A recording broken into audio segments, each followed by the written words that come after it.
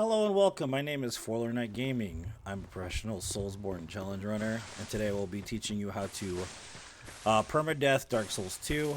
By permadeath, that means no death run. Dark Souls 2. Basically, beat the game without dying. So this is kind of a short tutorial on how to accomplish the goal, which is basically beating the game without taking a single death.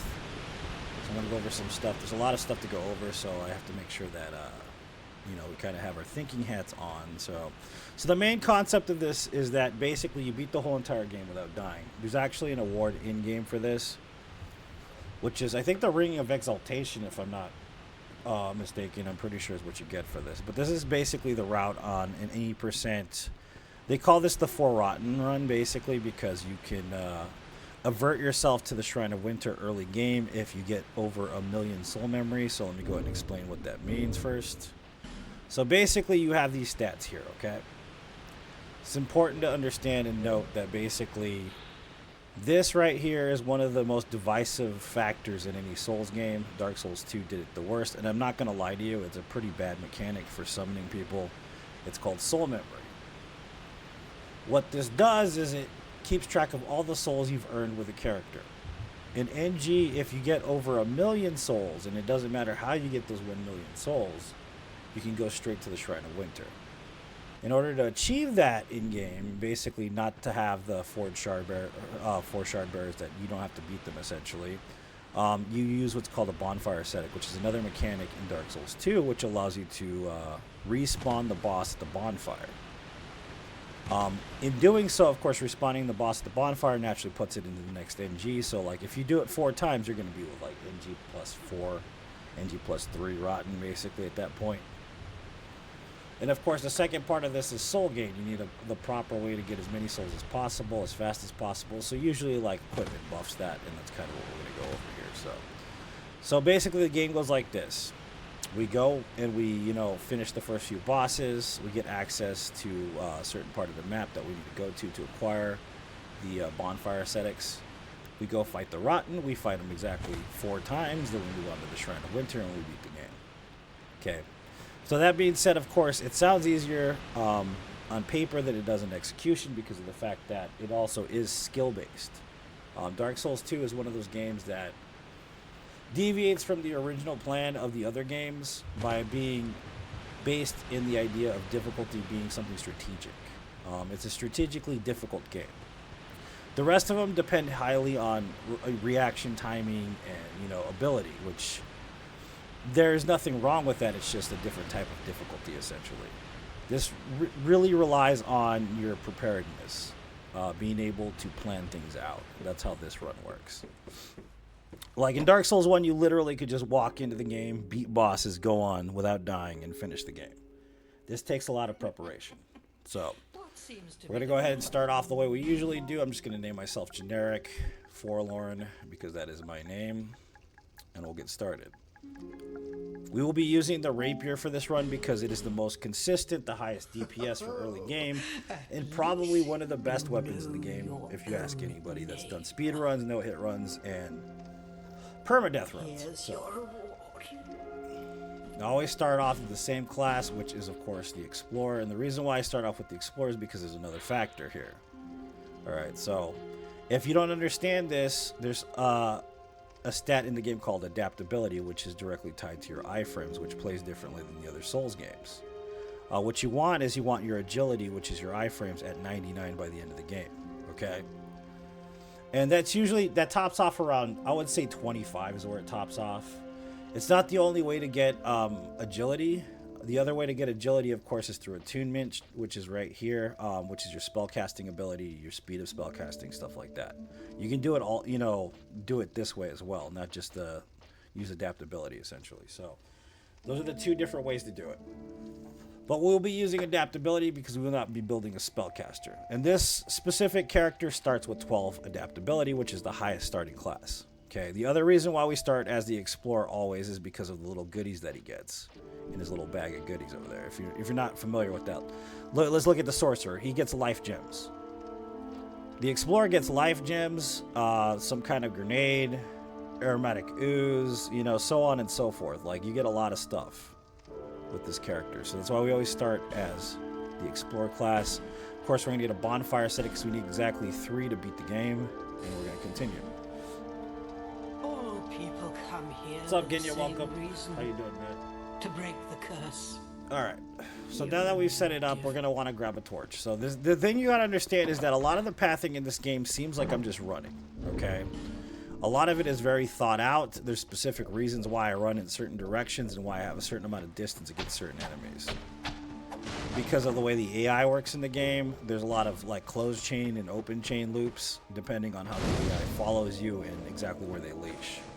Dark Souls 2 is notorious for chained enemies that are chained together. Mobs, a lot of mobs that will follow you to a certain point, but they do leash back at some point, so just remember that. Dark Souls 1 is more of like an individual AI experience when it comes to enemies. You can outsmart single enemy by single enemy. In Dark Souls 2, they're chained together, so that means if you enter a group, they're also proximity based as well. So like when you enter a certain distance as well, the group will be drawn towards it. That's how it works.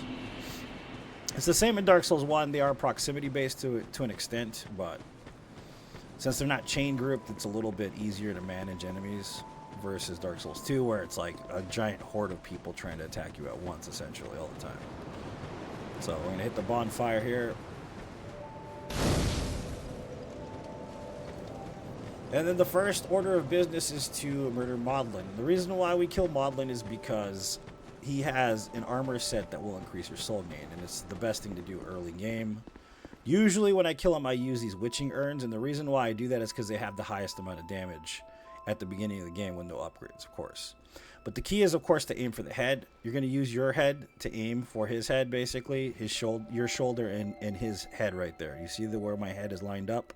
The reason why I do that is because I line up the shots to try to get as many headshots as possible early. Because if you try to hit him in the feet or the legs or whatever, you actually might not do enough damage to kill him. So it's very important that you remember that. So I'm going to aim for his head. Hopefully we hit him in the head, and we did. And you just keep spamming these witching urns until he dies, basically. And that was easy money right there, so now we get his armor set. The headpiece itself has 2.5 soul gain. The body, I believe, is like 3 or 4. I can't remember. The hands are 2.5. The legs, I think, are 2.5 as well. So it does add up. You have to wear all the pieces of the armor to get the full effect of the soul gain from his armor. So that's the reason why I always grab it on a run that's faster than normal runs or standard runs. It's just better to use it.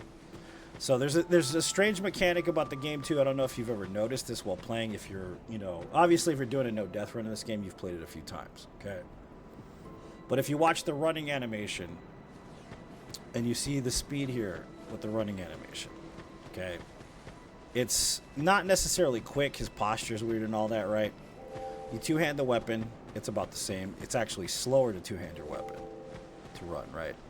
But there's a mechanic in the game where you can two-hand your left-handed weapon, which is weird. If you hold down, so the triangle button two-hands it. Triangle button makes it so that you have one hand. Holding down the triangle button makes it so that you two-hand the left-handed weapon. Now watch the speed of the animation here for running. It's much faster than this. Do you see this? So if you want more speed, two-hand your secondary weapon all the time until you get to the boss or kill an enemy or whatever you're going to do, which is a weird mechanic, and it might be actually just something they didn't realize in the coding of the game, possibly, but it does add to speed, which is strange, but it does exist. So, yeah, the first boss we're going to approach is going to be the Dragon Rider. And the Dragon Rider I usually cheese. If this is a problem for you, I totally understand. You can just bypass this part and go straight to the last giant if you really want to, but it's really up to you. But it's just easier to get it over with now, and I'll explain the cheese as I'm doing it and when we get out. So when we come up to Hade's Tower of Flame, there's going to be a bunch of enemies. The first one's going to be a Hade... is it Hade? Yeah, it's a Hade Tower. So we're going... I'm sorry, we're going to... yeah, it's Hade's Tower of Flame. I'm right. There's going to be a Hade Knight. He's not going to get up. He's just going to sit there and let you pass him. There's going to be a bunch of the old knights. The old knights aren't necessarily difficult to run past. The first one, what you're going to do is you're going to run directly behind him. And he won't be able to hit you as long as you get enough distance. The ones with the hammers, though, you might have to sidestep to avoid damage. So just remember that. It's key. If you want to get the bonfire here, you're more than welcome to do that. It's really up to you. But like I said, as long as you space out distance, and then I'll explain stamina management a little bit better right now as well. But so yeah, that guy got spaced out. This guy might hit, but we're gonna go this way. You see that? Sidestepped, removed ourselves from the hitbox area. Just continue down the path to the Dragon Rider. And as we get up there, we're going to wait towards the doorway, and we're going to wait for him to step exactly 6 times and then move to the right. That's what's going to happen. There's going to be a gap in the floor. Just remember that. And I will explain it after we do the cheese real quick. So another guy with a hammer. Okay. Just going to tilt the camera slightly to the right here.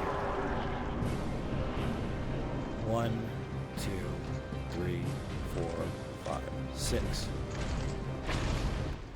Okay, so what happened here was there is some pliability between this block, you see where my hands are, and the other block right here. There's kind of like a walkway secretly there. Like you wouldn't be able to tell as long as the collision holds. Basically what happens is that it allows you to walk over it. The key is running. So like a lot of people I've seen fail this, the reason why they fail this is because they roll. You don't want to roll, you just want to run directly this way over it. If you roll, you will die. You will fall off or he will hit you. Those are the two options there.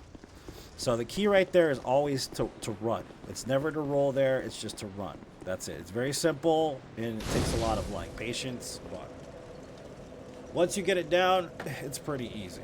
This is a merchant right here, and I can't stand her. So we have to get rid of her in the early game because she ends up becoming a problem later in the late game, which she ends up invading as the Nameless Usurper, so I usually get rid of her as early as possible. It also gives you access to 3,000 souls for killing her. It gives you access to, another part of the map, depending on where you want to go. The key to killing her is very, very simple. So you got to understand, this lady hits really hard. And she heals herself, so fighting her outright is probably a bad idea, right? You shouldn't do that. But the thing about the punches in this game is they basically have infinite poise break when somebody has a light armor set on. And she has a light armor set on. But the key to killing her is basically by drawing her this way and basically drawing her off the side. So there are also positionings here, you gotta understand. So, like for instance, if I knocked her directly off right here, she'll land on that staircase down there, and you don't want to do that because she'll be really pissed off and basically kill you. And you don't want to deal with that, okay? So what you want to do is you want to put her in a position where there's no staircase, like right here. And the best way to do that is by using the stun lock of the fist, right? So you got to understand the timing on this. So if you just go boop, boop, boop, like this, you're going to run out of stamina, number one. Number two, the stun lock only works on the first hit, and it times in between. So the key is to use a pattern. So it's boop, move up, boop, move up, boop, move up, boop, like that. If you do it like this, she'll be away from you, and she won't be stun locked, and basically she's going to kill you. So that's the key. You hit her 3 times usually when she gets up. 1, Please stop this. 2, 3. I've no choice now.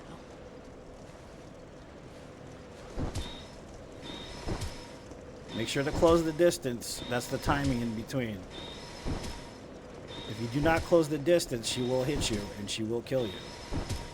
And when you get to about here, you're done. That's basically it. So we're going to go ahead and we're going to travel back to Majula.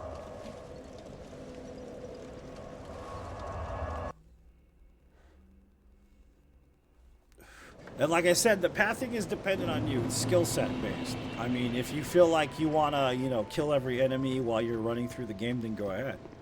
No one's saying you can't. You can do whatever you want to do. This is your run.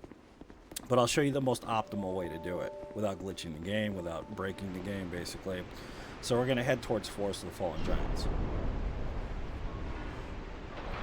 If you choose my pathing, then cool. If you don't choose my pathing, then find whatever works for you. That's what the key is finding your own voice, your own style, whatever you want to do. This is a permadeath run, so it really is just depending on whatever you feel comfortable doing. Because once you die, you start all over again. That's how it works. So it's just depending on what you want to do.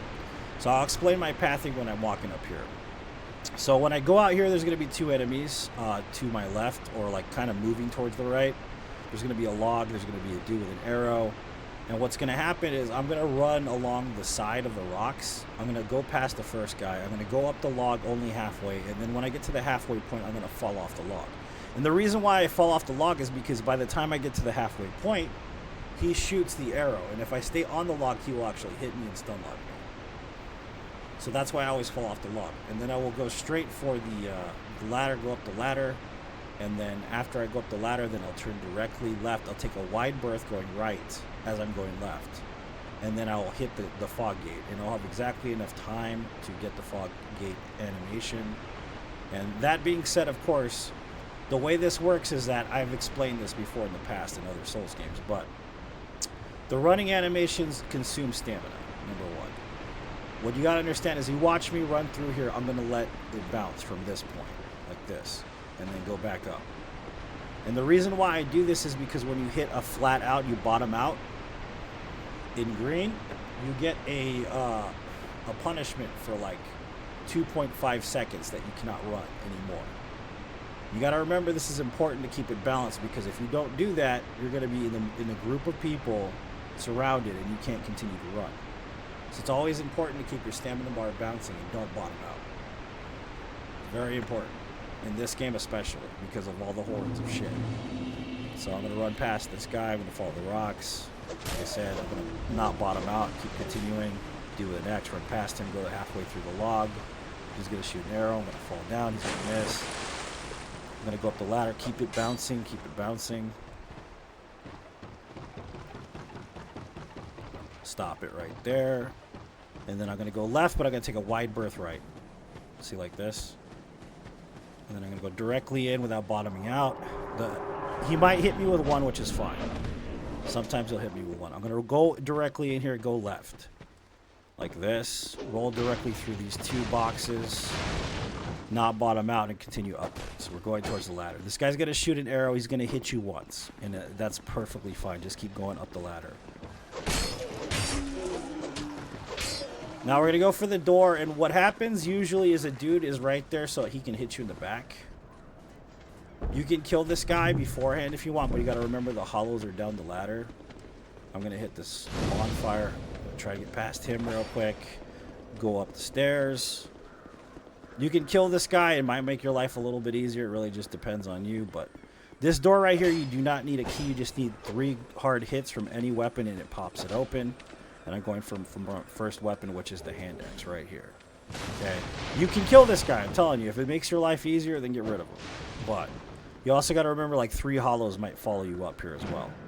So I'm going to jump the staircase. You don't have to do that. It's kind of fancy, and I'm going to rest at the bonfire.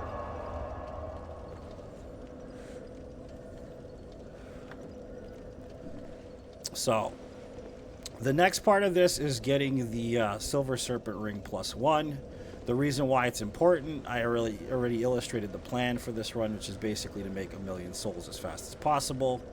And the best way to use, that ability is to have the Silver Serpent Ring, which increases soul gain as well. So there are 2 things that I like to do when I'm here. I like to get the ring. 3 things. I like to get the ring. I like to get exactly 5 fire bombs because of Lost Bastille. And at the same time, I will buy Bright Bugs. And if you're not familiar with what Bright Bugs do, I'll explain them to you real quickly. So basically, this is what the description says. Inflict more damage and receive less. So what it does is it gives you a buff to your damage, and it also buffs your armor, essentially. You don't get hit as hard. You need to spend exactly 12,000 souls here, which is 2 of these total, in order for her to give you the ring.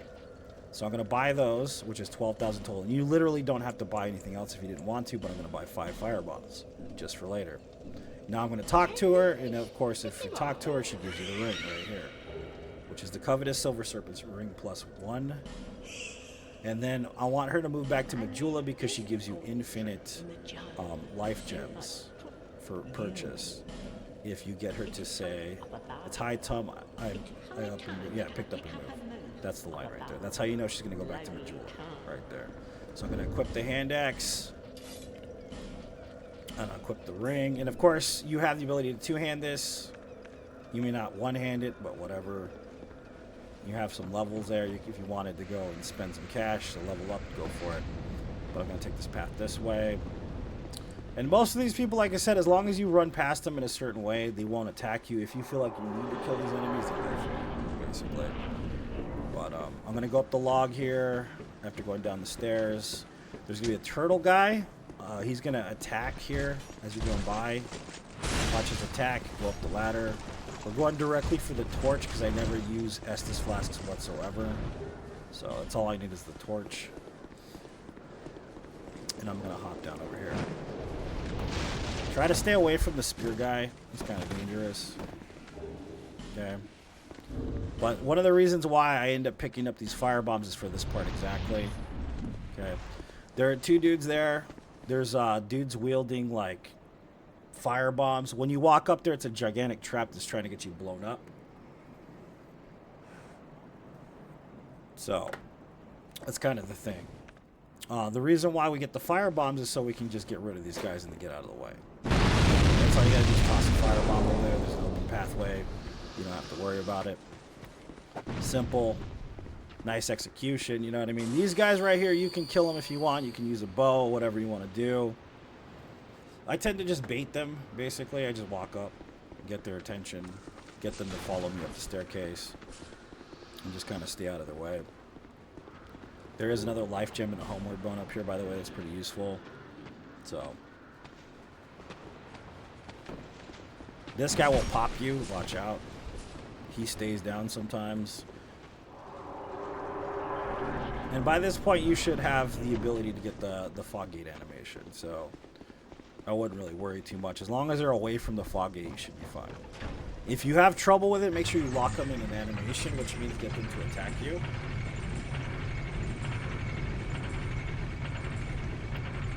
And usually they stay locked for about 2 or 3 seconds and allow you to do whatever you want. There's going to be a good dude down here. I'm going to set up my aromatic ooze now for the giant. And I'm just going to get this guy out real quick. This boss is pretty simple. Literally what you do is you walk in, you hit him 3 times, you walk out, get him to go towards you, get back inside the range of his hitbox, hit him 2 or 3 times, walk out. Same pattern every single time. Doesn't matter what NG you're on.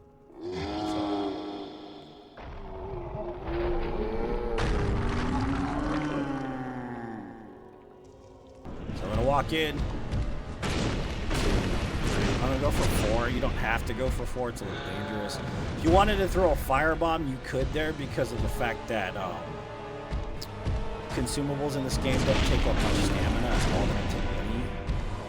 So I have 3. When we get to the halfway mark, he's going to rip off his own arm to try to attack you with it. Right here. I'll let my stamina bar fill up a little bit, hit him 2 times. Just for safety, I'm going to move away.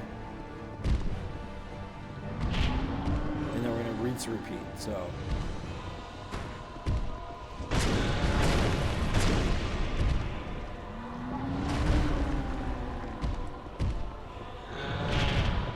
see, very simple. Walk out, walk in, do the hokey pokey, turn yourself around, and that's what it's all about, basically. Simple. So when you go back up here, sometimes those dudes that have spears will follow you into this hallway. If you're afraid of that, what you could do is open that door, that metal door I didn't open, and homeward bone upwards. And then you can just come back and go through that passage that way. The other thing, too, is that it depends on what you're doing in this hallway we're going into, which we use the soldier key for. If you want to kill the enemies along the way, that's fine, but I don't ever do that because I know the pathing well. So what I'll do is I'll avoid the spear boys. There's going to be a dude on the staircase running towards me. He doesn't affect me whatsoever. I go straight up the stairs. This other guy that's coming down the stairs won't affect me. And then we come to this guy who's a swordsman here, and there's a bowman up here on top of this like cliffside, right? So the key with this is to make sure that you give yourself enough time and spacing. What you want to do is you want to run towards the swordsman so that he starts an animation, and then run towards the hillside so the guy with the arrow doesn't shoot you. And by the time you get to the fog gate, you'll have exactly the right amount of time to enter the fog gate. That being said, of course, there's multiple ways to fight the pursuer, and I'm going to use the cheese method. A lot of people cheese them in different ways. Some people run up and they parry him, but I personally choose to roll. It just seems more effective and it takes less time. So what it is that when you walk into the boss room, there's going to be a barrel. Let's say right here's the barrel, right? What you're going to do is you're going to enter the fog gate. The cutscene's going to play. You're going to run directly for this barrel. And then you're going to roll time properly so that you don't get hit by a sword. When that happens, you're going to run behind this, I don't know what you call it, a giant crossbow basically. And you're gonna hit it 2 times. The first time's gonna load it. The second time's gonna shoot an arrow. It's gonna go directly into him. So you're gonna have to do it like a total of 4 times. Mess with the mechanicism. So we're gonna go upstairs. I'm gonna do what I just said. If you want to kill these guys, it feels a little easier than pathing it the way that I talk about it. Then it's fine. There's nothing wrong with it as long as you accomplish the task. I really don't care how you do it. So we're gonna get past the spear boys, which doesn't look like they give a crap. And I'm going to keep my stamina bouncing, like I said. I have my weapon two-fisted on the left side for speed. Open the door because we have enough time for iframes, which is good. First dude coming down the stairs is going to be right here on this left-hand side. I'm going to go past him. Second one's going to be on the other left-hand side right here coming down. He's not going to care. Usually he doesn't. Well, whatever. So we're going to get this guy to go in an animation, go that way. Try not to get hit by the arrow like I did. And we should have enough time to go through the fog. When we enter, we're going to see the barrel straight ahead. This is a tutorial on how to 80% no death run the game, Jerry, is what this is. So, there's the barrel right there. We're going to run up to it, like I said. Wait for it. Roll out of the way. I'm not even going to look at him. I know exactly where he's at.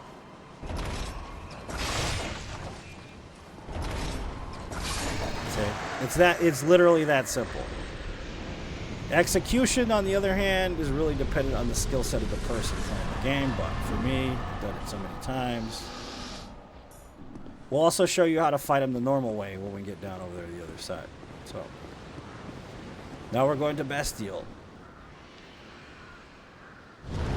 Ballista, is that what it's called?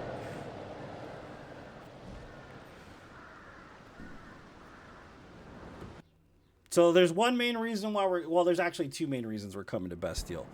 The first is that we need large upgrade stones. The second is that we need the key to get the third and final bonfire aesthetic for the 4 Rottens. So there is Dull Ember in here, which is easy access compared to Dark Souls 2 Vanilla because it used to be in Iron Keep. So you want that if you want to buy stones and stuff. So I'm going to light this. We don't necessarily need to sit here, but we can. I'm going to, just for the hell of it. That other chest only has a effigy in it, and you won't need it on no death run unless you plan on dying, which we don't plan on dying. So we're going to come out here. On the cell, there's going to be a large stone right here, like this. Okay. There's going to be one dude right here with a crossbow. You take him out. Oops, or don't. Just fucked up everything. Yeah, don't do this. Basically, I'll restart this area. All right, let's go back. Luckily, we have homeward bounds. All right, let's start this over.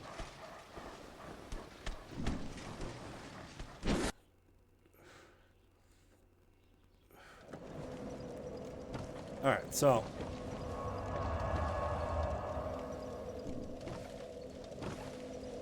We're gonna go this way. Like I said, there's a large shard over there on that little ledge that I just hopped off of.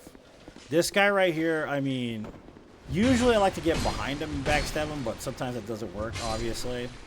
These guys die from this barrel as long as you toss it down properly. When you come out here, there's gonna be a pursuer. The fastest way to deal with the pursuer is to run up to that chest right there and then run back into this room so he despawns. The reason why we need this chest is because there's a fragrant branch in there, and the fragrant branch will get us to Brightstone Cove, and that's why we need to go out here. So what I'm going to do is I'm going to show you how to fight the pursuer the way you're supposed to, according to the purists and, you know, the gatekeepers. So the pursuer is actually not too difficult. One thing you got to understand is his hitboxes are strange and they don't make any sense. So I'll illustrate a little bit here. So this is a curse attack right here. You don't want to get hit by that. This right here is a trifecta attack. As long as you know the spacings, you should be fine. See what I mean?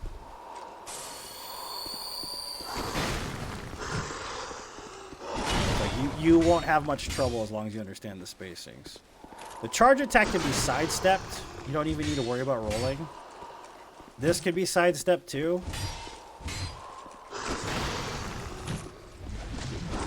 So it really is just depending. He only has like a total of 5 attacks. He does have a dark attack as well, which he does like when he's halfway sometimes. Depends. You know what I mean? But like I said, as long as you understand the mechanics of the boss fight, it's pretty simple. You can even do it without rolling. I've done it a bunch of times. This is the dark attack. As long as you get right behind him, he won't hit you with it. And he also does like a shooting attack, but he does that rarely, dude. He doesn't do it often.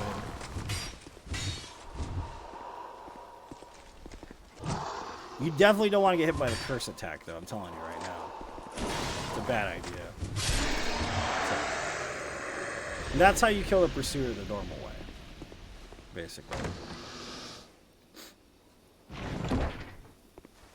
So, of course, the fragrant branch is in here, human effigy, and a silver serpent ring we won't need. We already have the good one, so we don't have to worry about it. What's up, Sean? Welcome. So this guy right here, if you want him, you can run past him. I mean, if you're trying to save time, speed, you can get rid of him. You know, if you want to, like I am now. Like, just depends on what you want to do. You can actually lure him down here, too, as well, believe it or not. Watch. I'll show you. Which is pretty funny. He'll come down here with you, like this. He doesn't start shooting first. And then literally, this is the funny thing about it. This guy cannot come up here. He will not come back up. He doesn't know how to climb a ladder. No, we're only doing any percent no death. We're not, this isn't a 100% walkthrough. This is a permadeath tutorial. We don't care about 100% anything, basically. So basically, that guy won't come back up. The most important part of this area, though, is the Bastille key. You can buy a fragrant branch if you really want to. You don't even need to grab the one I grabbed. But this is the most important reason to come here. Even if you wanted to beat the game's the game no upgrades, doesn't matter. Most important is antiquate a key for any percent for Rotten Run, okay? Always.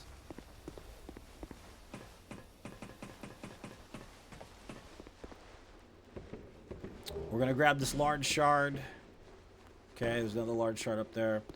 And then this dude right here, like I said, it just depends if you want to run past him or not. It really just depends on how you want to approach this guy.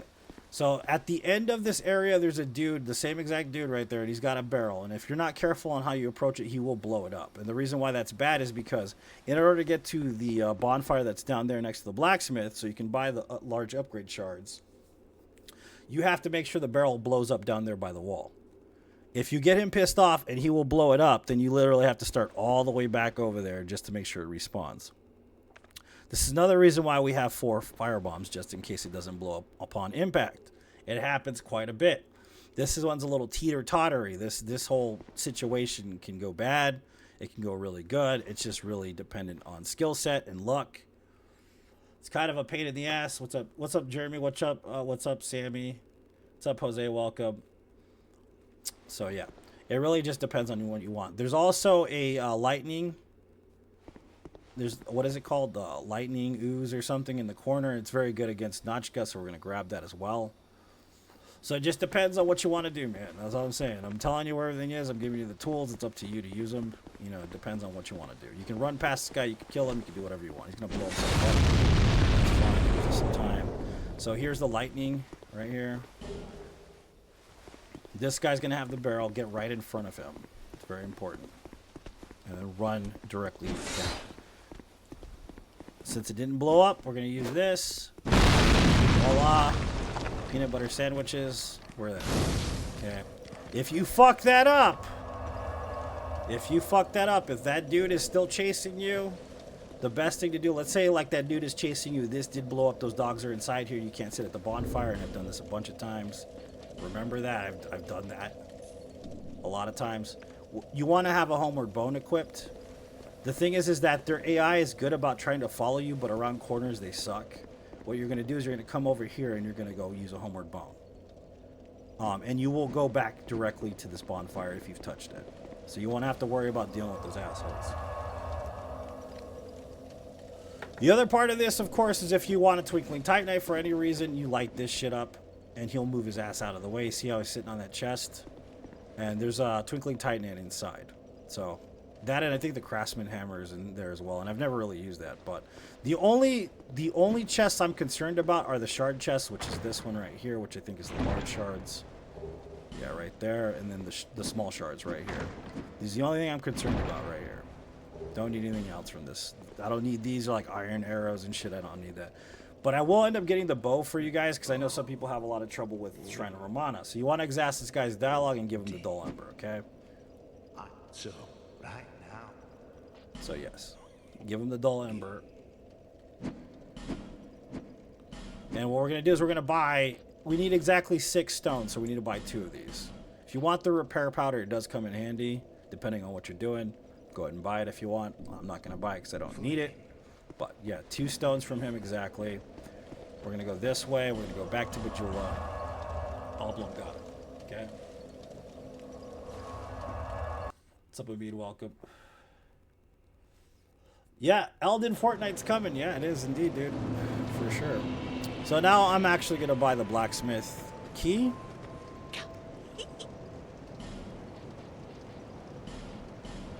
You could buy the other... If you wanted to buy this, it's the cheapest it's going to be. The thing about the bright bugs is after every shard bearer, it becomes more expensive. So if you want to save some cash, I'd say buy this now if you wanted to. It really just depends on what you want to use it for. So I don't usually buy it now because I don't usually need to, but it really just depends on you. So we're going to open this.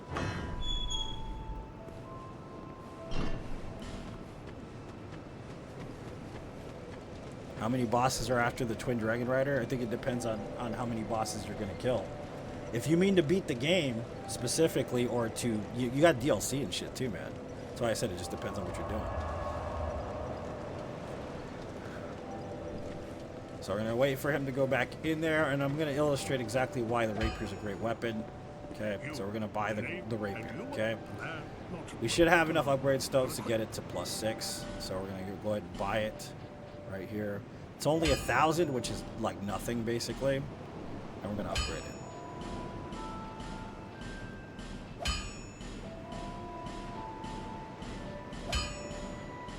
And we're at +6 rapier, okay? So, the rapier is one of the best weapons in the game. And it's kind of a hidden gem for some people. They don't understand why it's a great weapon. There's multiple reasons.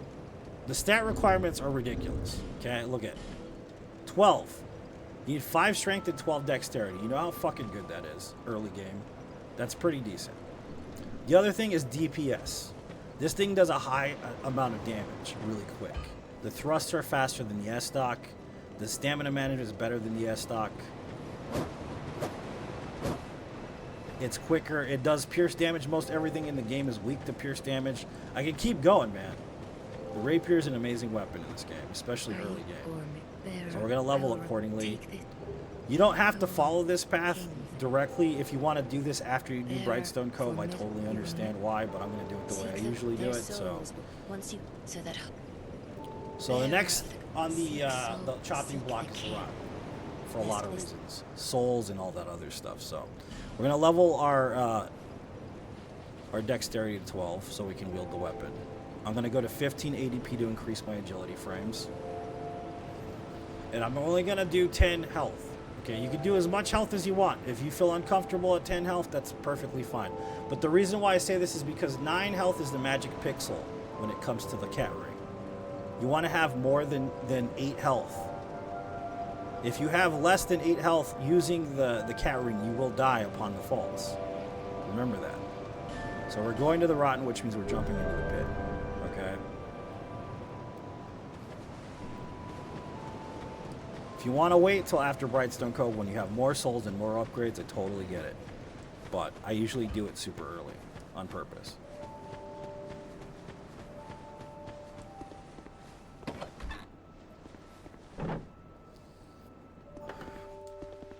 So we talked to Shalaqua, the sweet, one of my favorite animals in any video game. I love this cat.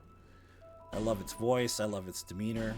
We'll buy the silver cat ring, and we're gonna buy alluring skulls. I'm gonna buy all of the alluring skulls. Satisfied? Okay.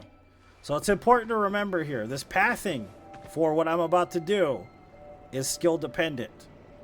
If you cannot follow it, I understand there's other methods of getting through, and it's totally okay. There's nothing wrong with that. Okay, it's just dependent on the person's skill. So I'm going to try my best to explain it. Obviously, you know the jump. So the jump is kind of specific here. There's a lot of really interesting little tweaks, right? So we're going to look for this log specifically. Right, we're going to fall directly down. With 10, we'll survive. With 9, we'll survive, but with 8, we'll probably die. So we're going to make sure we have exactly 10 vigor. Or 9, at the least, basically. We're going to go for this log right here. Okay. So the key here for me is I'm going to try to make it back on that platform. You see that with the poison moss on it? And what it is that you got to understand this isn't a direct jump off. I'm not jumping straight. What I'm doing is I'm hanging a C curve like this and then jumping. It's very important you understand that because if you jump directly off, you will die. There's another way to do it right here. There's this breakable little log right here. You can technically land on it and survive at the bottom. Like you see where that little platform is? You can do that. But I prefer this because it's safer. So I'm going to run a C. Watch me run a C. See that? The reason why I run that C is because it gives you a little bit more distance to make the jump. The other part of this is that when we actually get to the bottom of this area, so we're going to just fall directly down here, right? A lot of people make the mistake of jumping, trying to jump to that platform. You see that platform down there? And that's a big no-no because if you jump, you will die. The key to this is to just walk off of it, basically. Just walk off of it. Like this. That's all you gotta do is walk. If you jump, you will die. If you roll, you will die. This one right here, I'm not gonna move too much. I'm literally just gonna fall directly off of this right here, like this. And I'm not gonna jump there because you can land on that railing. And getting off of that railing is fucking painful, dude. You don't want to do that. Okay? So what I'm going to do is I'm going to walk directly off. It looks like I'm going to fall, but I'm not. Watch. And there's another homeward bone. When I get down here, I'm going to make sure I have my alluring skulls loaded up. You can kill the enemies if you want. It really just depends on you. But I'm not going to need to. It really just depends on you. You can kill the enemies, you can run past them, there's all kinds of ways to deal with them, but we're just going to throw alluring skulls and run away. It's faster. If you come all the way down here, you won't take fall damage if you land on this patch. Throw this here like that. Let him run towards it. Run past him. His friend will be following him as well. And if you want to climb all these ladders, you can, but I'm going to go this pathway. I'm just going to fall directly here. By the way, you can't do this on vanilla version. You will get stuck and you will die in midair for whatever reason. But I'm just going to follow the little platforms down. We're going to go this way. And so I'm going to explain this as I'm coming up here because I can't do it because the timing is going to be off. But we're going to fall directly down the platform that opens up. Okay, it's going to break. We're going to fall to the bottom. There's going to be a bonfire. When you run past that bonfire, you can hit it if you want to. Really just depends on you. I don't want to hit it. I don't like hitting it. I hate hitting it. It is a waste of my time. I'm going to go up a bridge. After I go up a bridge, there's going to be 2 enemies. I'm going to go off a platform, and then I'm going to go over another bridge while avoiding another enemy, and then we're going to come to a ladder. When I come to that ladder, I'm going to go to the right so I can avoid all the spitters, go up that ladder, then go all the way right again. There's going to be another bridge, run past that guy, and then we'll end up on another platform. So I know it sounds complicated. You could slow it down if you need to slow it down. This is going to be on YouTube anyways. But any way you can get through this area really just depends on you. If you're good at this area, then you have nothing to worry about. This area is definitely troublesome for a lot of folks. So So this is the second platform going across the bridge. Okay, so now here's the ladder with the spitters. I'm going to go right. Avoid the enemy. Go upstairs. I will not get hit by the spitters because of where I spaced myself. Then there's going to be another enemy in a bridge. I'm going to make sure my stamina is bouncing like this. And then run past the enemy. The exploding guy won't hit you as long as he runs past you. Like that. There's going to be another exploding guy downstairs. I'm going to kill him this time because I want the poison arrows right here. So I'm going to grab these poison arrows for Shrine. Okay. Go through the fog gate. And I'm going to run along the side here on the left-hand side, not falling down the pits. I'm going to go all the way to this pit right here next to the bonfire. If you want to grab it, it's right there. I don't need it. And then I'm going to go directly right here and fall. And then I'm going to toss a alluring skull down here to make sure that they're ignoring me. I'm going to pop this because there's 30 life gems inside of it, or 20 life gems inside of it. And then I'm going to run directly past them. And we're going to end up over here. These will break your equipment if your equipment's already not sturdy. And there's going to be another fragrant branch. Okay?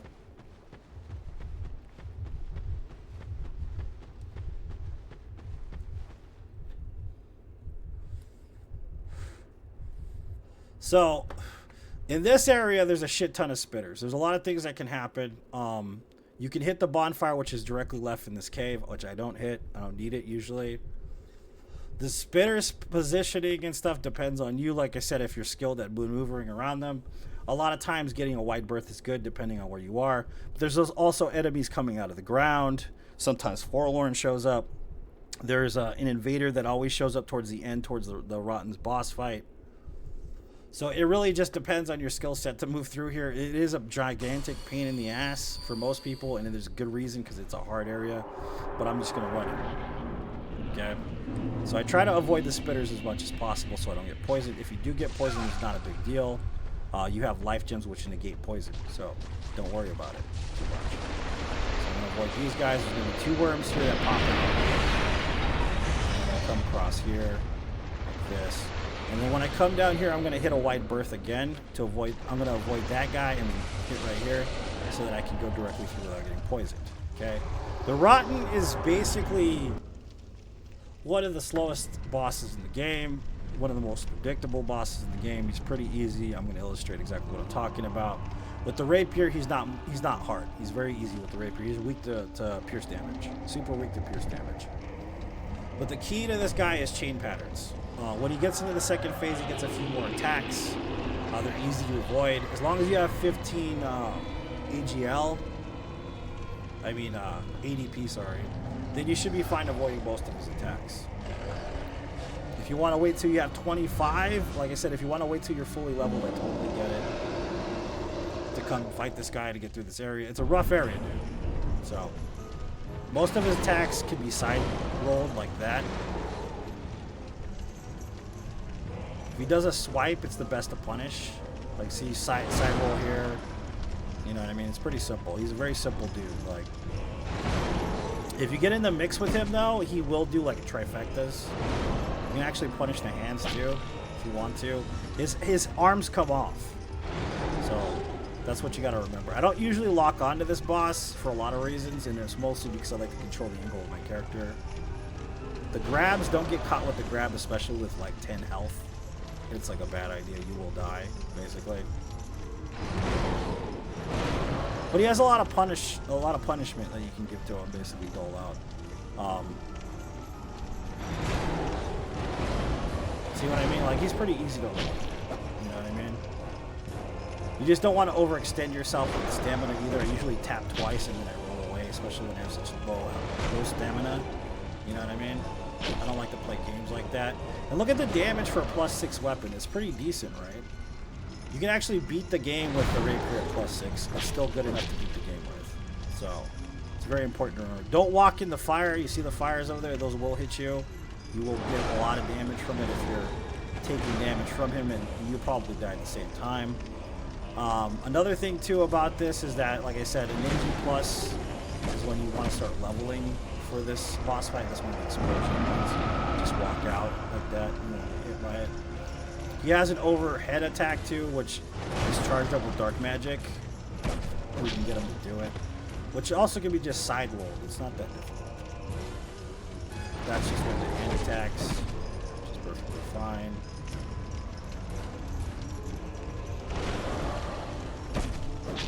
Do that. Do the over the head, man. Do the over the head.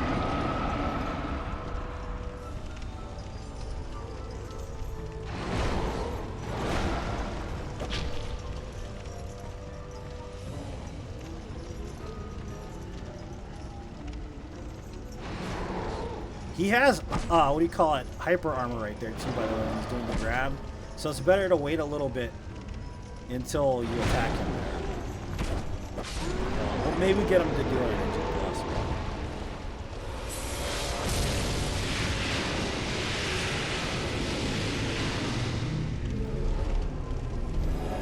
80% means any percent, no DLC, bro. That's what this is. You want to watch my all bosses, including DLC run, that I have 6 of them on YouTube. That guy right there is going to be sticking out, so what we'll do is we'll have him come back here because he leashes all the way back here and you can have him cook himself. That's what I usually do. It's funny. It's kind of hilarious to watch because we can't do shit about it. You can break all the stones along the way, which I'm going to, just so we don't get spit on. So we want to go back to the bonfire. This is a very important bonfire. You can get it beforehand if you really want to. It's just a little bit more dangerous though, because you gotta understand that there's enemies attacking you at the same time you're trying to get into that little like corridor, and it's just dangerous, man. You know what I mean? So.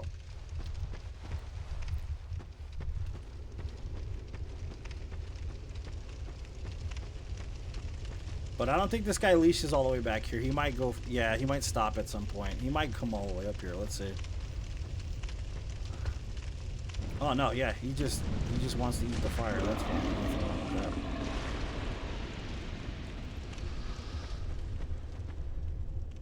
Yeah. It is. All bosses. No death. I've done 6 times in this game. It's all on YouTube, man. On my list. I have over, I think, 600 videos. Total of 462 no death runs of the Soulsborne series. So it's there. There's a little patch of oil. I don't know if you can kind of see it in the dark. It's really dark to see, but there's going to be an enemy that pops out of there. It's just safer to get rid of him before you approach that area, because you also have to get rid of the hollow that's frozen in time over there. So usually you can use like an arrow, like a fire arrow, or you can use a fire bomb. That's what I'm going to do. So that's a fire bomb. So it kind of starts up the process of killing him. He will not leash all the way back to the boss room, by the way, so just keep that in mind. You can kill him with an arrow if you want. However you can get the job done, doesn't really matter. But then you're going to come this way, and there's going to be a dude that's frozen right here. He's petrified. Use a fragrant branch on him. Just look up Forlorn Knight Gaming, all bosses, Dark Souls 2. You'll find me. Get him out of the way, and that's our first run. Okay. So we need 3 more rottens. All right. So you could use the bonfire aesthetic now or wait or whatever. It doesn't really matter. It just depends on what you do. We're gonna come back and do it later. We're gonna upgrade our weapon first. So we're gonna go to Brightstone Cove. I'm gonna level my character up accordingly.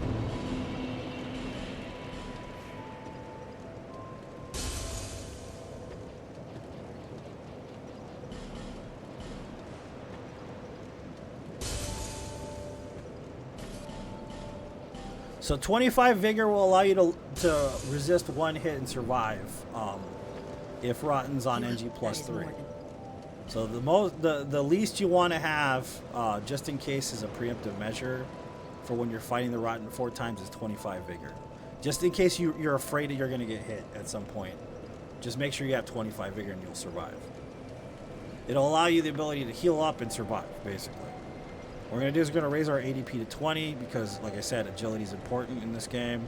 I'm going to raise my dexterity as much as I possibly can because it's me and I really don't care. So 30. The soft cap's at 40. If you wanted to bypass this area, you could technically run Skeleton Lords because Chloe Ann sells another bonfire aesthetic, but if anything, it's more out of the way than going to Brightstone Cove because you kind of kill 2 birds with 1 stone going to Brightstone Cove. get a +10 weapon. You get the bonfire ascetic. You also get some fire paper and shit. So it's kind of worth it to go the other way. For skeleton lords, though, it's a waste of time. At least that's how I feel.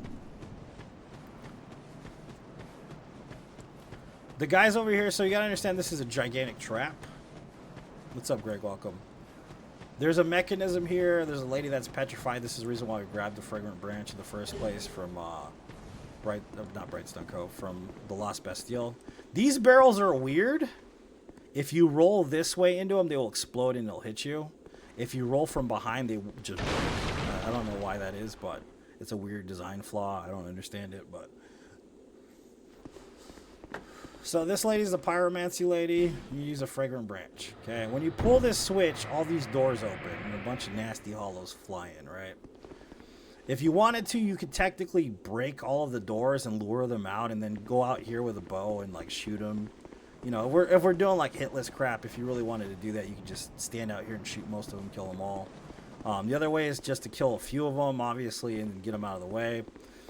Or you can run around in circles like a chicken with your head cut off. That's another thing you can do. I do that all the time. As long as you give them a wide berth and you stay on the corners, usually they don't hit you. There's no problem. When this raises up, so this is going to raise up, there's going to be a basilisk. Sometimes he takes his time, and it takes forever for him to get out of the doorway.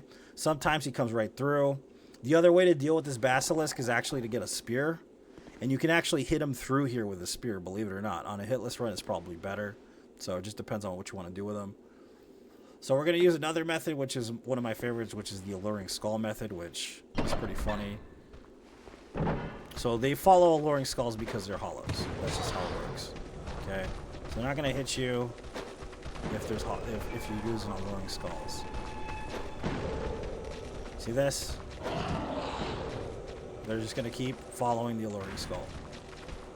You can shut the door on them too if you want to, if you're feeling particularly randy, you know what I mean? But they won't come out of that doorway either. They'll just stay there for whatever reason. Which is pretty funny. But so we're going to go this way. We're going to go to the Ruined Fork Path. Ruined Fork Road, whatever you want to call it. You can kill these guys. You can do whatever you want to them. Doesn't really matter. There's a specific soul that's worth grabbing over here, but I'm just not going to grab it this time. There's a soul of a knight right there. You see where that dude is right there? If you grab it, they can't hit you anyways. You can just grab it and run past them.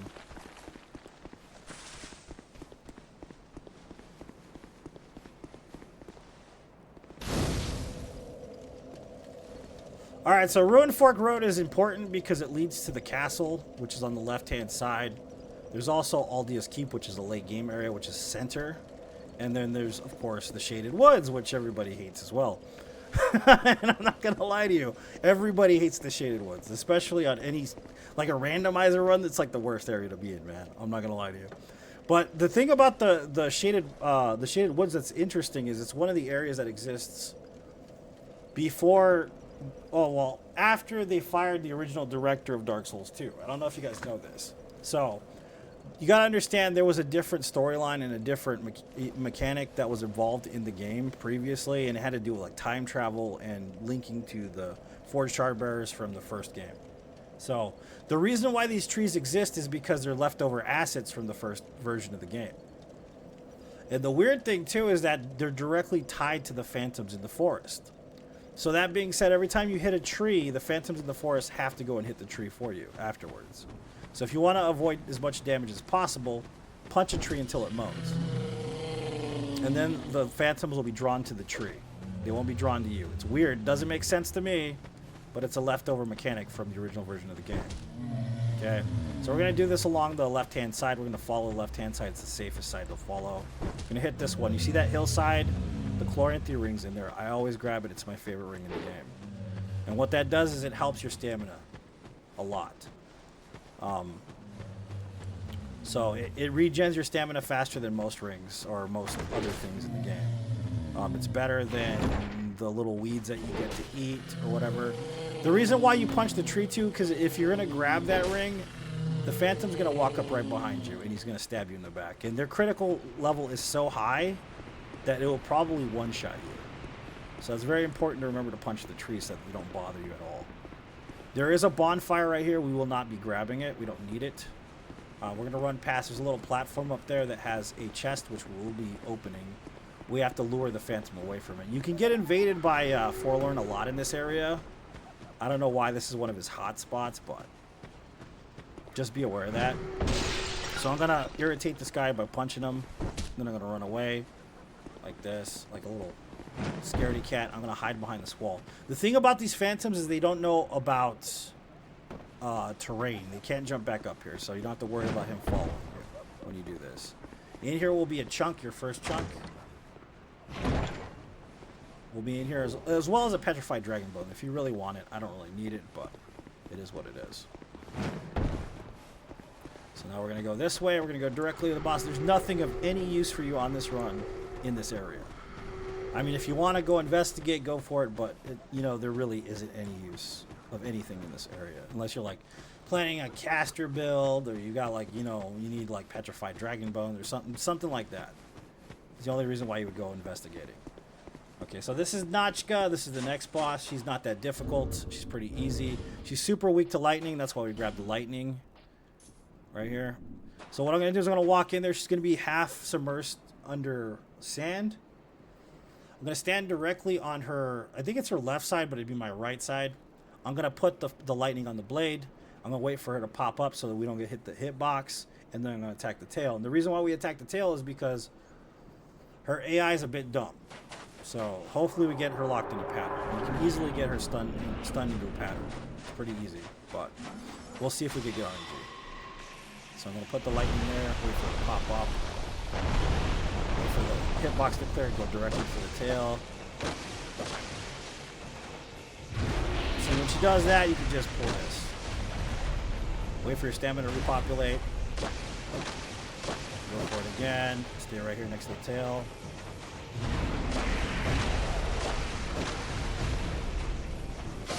And easy peasy lemon squeezy, man. See what I mean? Dummy. Big old dummy.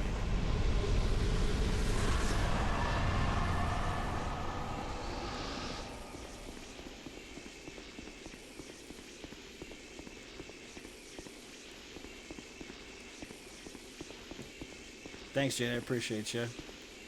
Like I said, I don't have a lot of time to respond to chat because I'm filming this tutorial for YouTube. But so you could get the bonfire. That's the right side if you want, but I'm not going to need it. It really just depends on what you want to do. I'm going to run past this guy. There's a dude with axes up here, and it's kind of weird because the mechanics and the physics in this game are a lot like Demon Souls. There's a lot of floaty mechanics. You can push people out of the way. It's kind of weird. So I'm going to wait for him to throw the axe. You can kill him if you want to. If you don't feel comfortable doing this, it's totally fine. I'm going to wait for him to throw the axe. And I'm literally just going to run into him so he moves out of the way. And then I'm going to continue. As long as you don't get trapped by this guy, you should be fine running past him. And then we're going to make it to the camp. Thanks for the subscription, Jay. I appreciate you, man.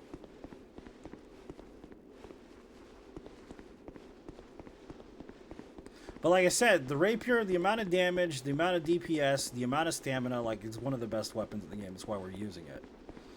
Alright, so we're at the encampment here. If you want to sit down at the bonfire, go for it. I'm not going to. I don't need to. Like I said, just depends on what you want to do. If you want to make sure your weapon stability is good or whatever. There's going to be two traps here. There's going to be a boulder on this side, a boulder on that side. This guy's going to be down here. So I'm going to explain this as I'm going to explain this now. But there's a wall right here. There's like, I think 4 hollows. You see those 4 hillbillies down there with the torches? What's going to happen is when you approach the second side of the boulder, they're going to chase you. Okay? This boulder right here, both of the boulders, if you have a bow and you shoot that piece of wood, it'll fall. So if you're afraid of getting hit by the boulder, just break the wood. It won't hit you. So what I'm going to do is I'm going to run up towards where the second boulder is going to be. I'm going to fling a alluring skull at that wall. They're going to chase the alluring skull. I'm going to run past them. Then there's going to be a doorway. I'm going to throw in another alluring skull on the right-hand side. And then I'm going to open the door because it'll allow me enough time for iframes. The way that I usually bait this is I go up here first, close to this guy, and then I move away, like so. And then what I'm going to do is I'm going to come up to this ladder area. Don't go too far. And I'm going to aim right for that wall. Like that. I'll run past, the bullet's going to fall behind me. And then I'm going to go this way and throw it directly at this wall over here on this side. And then I'm going to go for the doorway. Simple. You can run past all these dudes. You can kill them. I mean, you can do all kinds of stuff. It just depends on what you feel comfortable doing. If anything, that's the smarter way to do it all. So you don't have to worry about taking damage. You don't have to worry about fighting anybody. You don't have to worry about weapon durability. So you could fight all the spiders in here, but I'm not going to. It's a giant waste of time.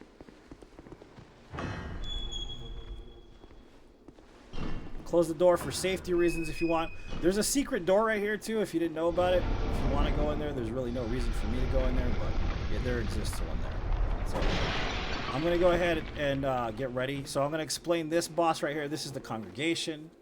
One of the most trash bosses in any game.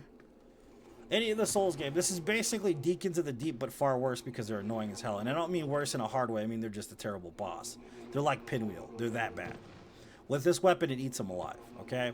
So we're going to use our first Bright Bug here, which increases damage and also increases our resistances. And we're going to use a magic aromatic ooze for the damage. When we run in there, there are going to be 3 main bosses. 2 of them are going to be clerics, and one of them is going to be like a hexer, sorcerer type dude. What I usually do is I run directly past the guy on the right side, which is one of the clerics. And I wait to see if he's going to... So the main hexer dude, the probably Magnus, or whatever you want to call him, is going to do 1 of 2 attacks. Either he's going to shoot it, or he's going to explode. And the reason why I pay attention to this is because if he's going to explode, I stay off a half second before I backstab the first cleric. If he doesn't do that, then I'll go straight for the first cleric.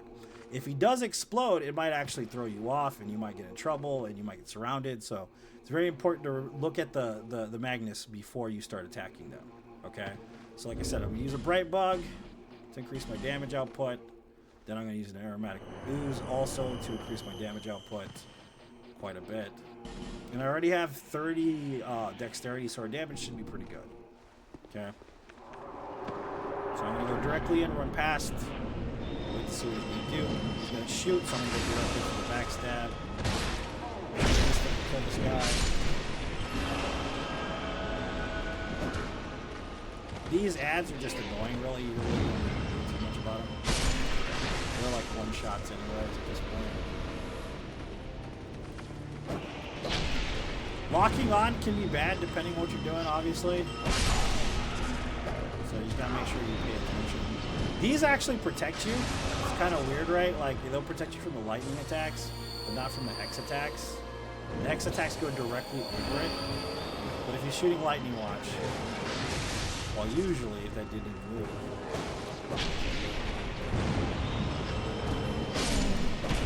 This guy staggered every 2 times, by the way. See, I did that one on purpose. It's always 2 hits for the rapier. Staggers. Infinitely. But yeah, this boss is trash. Everybody hates this boss. It's a messy fuck deal. On the hitless run, it's a little bit harder than most, honestly, but it's an easy boss. You can't do shit about the damage output. These guys are weird with the rapier. You kind of have to stay off, like a little further back to hit them, like this. And it's because of where the hitbox starts. Like if I get too close, see, I can't hit them. You have to stay like further back for whatever reason. I don't know. It's just how the hitbox works on the rapier.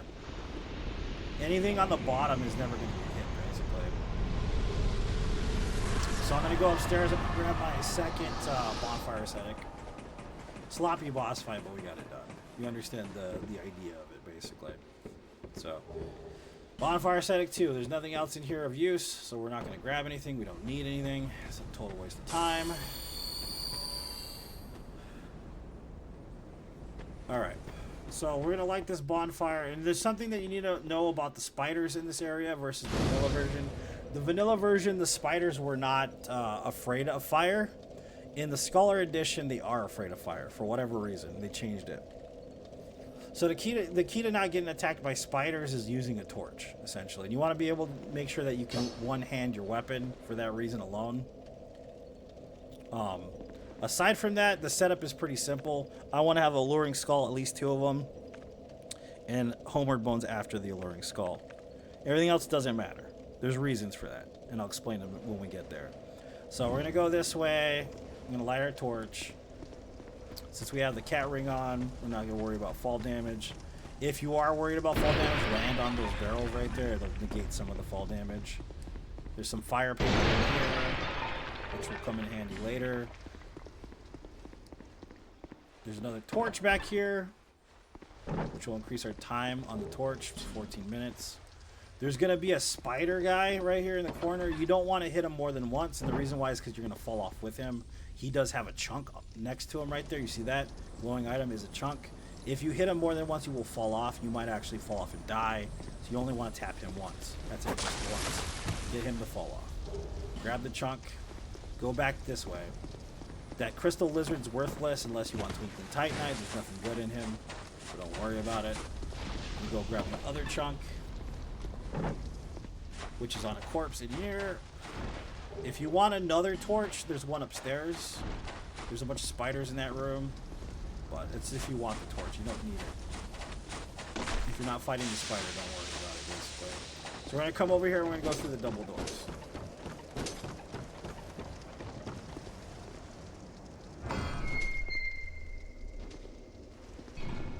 Poison arrows, I think there's 15 right here. 15. Back here, there's more lightning resin, which we're going to use later on anyway, so grab it. And the soul of a hero, which comes in handy. So what we're going to do here is we're going to make sure we, distract the enemies. That's the last 3 chunks, and then there's a slab right there. So what we need to do is these guys are drawn to the Alluring Skulls as well, so we're going to toss one like this. Grab this. Toss another like this. Go into the very corner. Use your homeward bone as fast as possible. And you don't have to come back here at all. You don't have to come back whatsoever. That's basically it. Now you can go back to the blacksmith. You've got all your chunks in your slab, and you should have a +10 weapon at that point.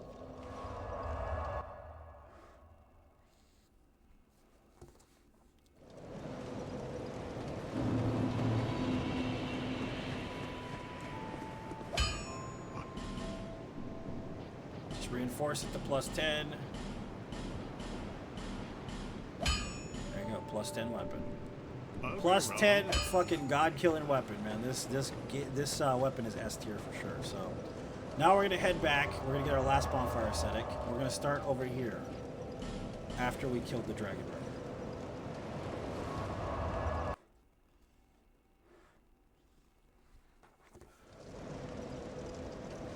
You can pick that up. I won't need it. It really just depends on what you do. We're going to go all the way to No Man's Wharf.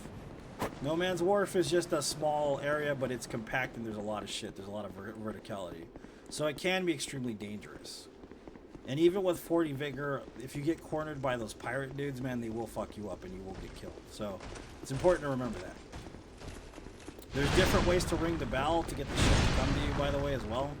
Like, you can shoot it with a bow from afar. It'll ring the bell for you. But we have to kill the sentinel. We have to. In order to progress. So it's very important. It's kind of a shortcut because you could kill the ruined sentinels, but you gotta kill the sentry. The ruined sentinels are easy, but they're also kind of a waste of time. That's the thing about it. So it just depends on what you feel more comfortable doing. If you kill the ruined sentinels, you don't have to come down here and do all this. But you're going to be missing out on some stuff, too. So, it just depends.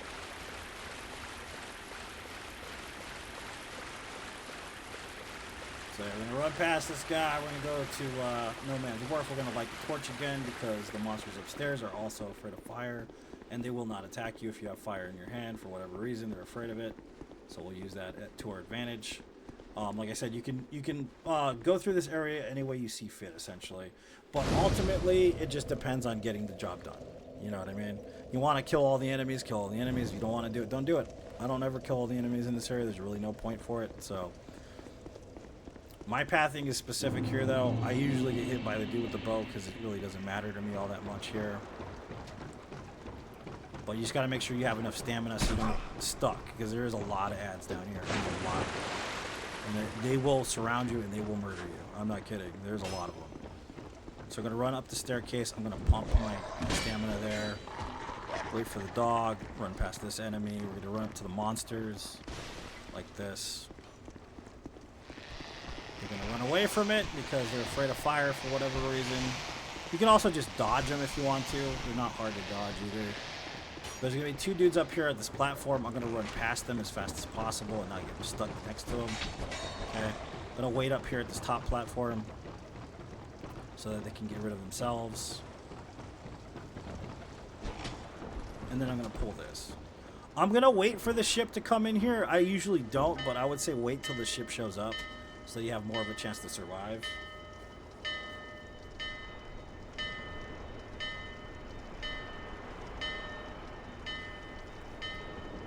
So you'll know it's there when it actually parks itself.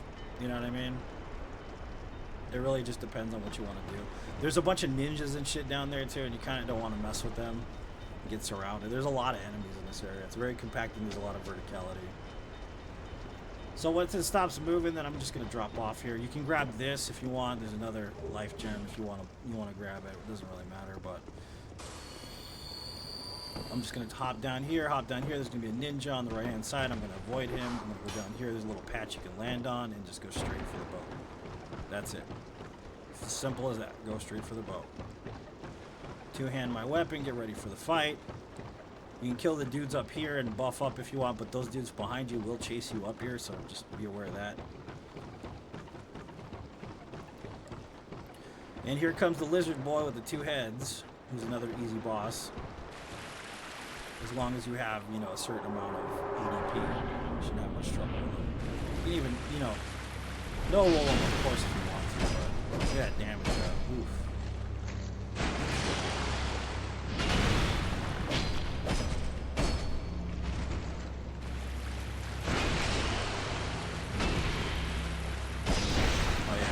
Trifecta attack, he hardly ever does that. That right there's a grab. Don't get grabbed by that. That's a bad idea.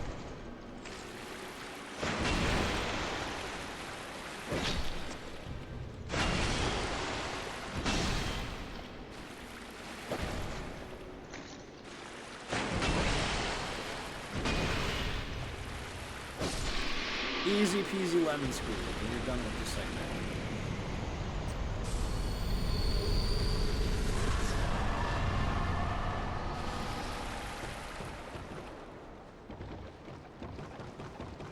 Simple, simple, simple.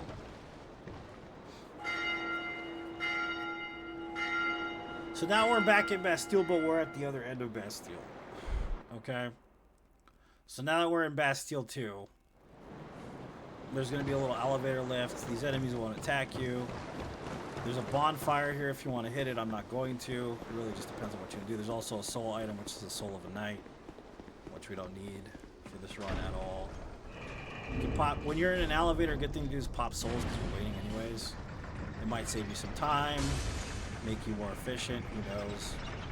It really just depends on what you want to do. So you're not waiting around doing nothing essentially.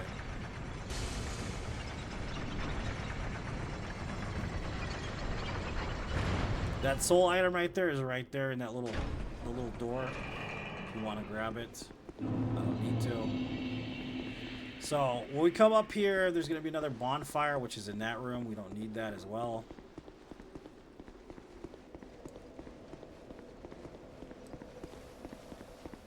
There's going to be a dude with a crossbow. Make sure you don't stay too close to the barrels because they will explode and they will do a lot of damage. They're exploding behind me. One shot's all you need there. There's another soul item right there we don't need. If you fall down directly there, the pursuer will spawn in with all those enemies. It's a gigantic mother clucking trap, bro. Be careful. There's a piece of wood right there that you have to break open to go to the next area, which we're going to do. There's going to be a splody boy over here, so I'm going to walk up and trigger the splody boy and walk away. And then I'm just going to kill him. When you walk through that door, there's going to be two dogs. I'm going to go adjacent to them. You can kill everything in this area if you want to. Once we go up the ladder, there's going to be another sword guy. Once we go this way, there's going to be another damn ninja. I'm probably going to kill the ninja. It's probably the only thing I'm going to kill. It really depends on what you want to do, like I said. There's also a hidden door. Not a hidden door. It's hidden by a wall. You have to blow it up, basically. Where that guy is with the barrels right there, if you throw a firebomb, it'll pop open. There's some shit in there, and I can't remember what the hell it is, but there is a hidden area there. Kill him. There's an herb in there if you want to use your spells or whatever. So we're going to take this to the top. And the key with this drop is not rolling or jumping. Remember that. It's very key for a lot of shit in this game. It's a trick, is what it is. So the key to this is just running. Running off the ledge, okay? Like this. I know that sounds crazy, but it's literally that simple. And you have your last bonfire setting. So now we're ready to do the 4 rottens. So, you want to go up there. There's a bonfire. There's all kinds of shit in that other area. But we don't need to go anywhere else here. We just needed that. That was it. So now we have to kill the rotten 3 times, excuse me, so that we can get exactly 1,000,000 soul memory to open Shrine of Winter.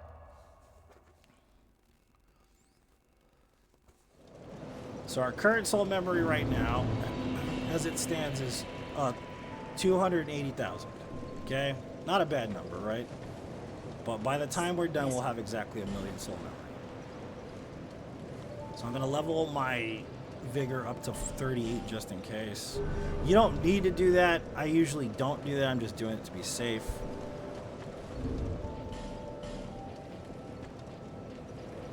Okay, so what I'm going to do next is get ready for the rot. Okay, so I don't think I need anything else from this. So we're just going to go straight to the rot and burn bonfire aesthetic, basically. Oh, I didn't put the ring on. The Chloranthy ring. That's what I forgot to do. So burn the bonfire ascetic here, first one. Rotten number 2.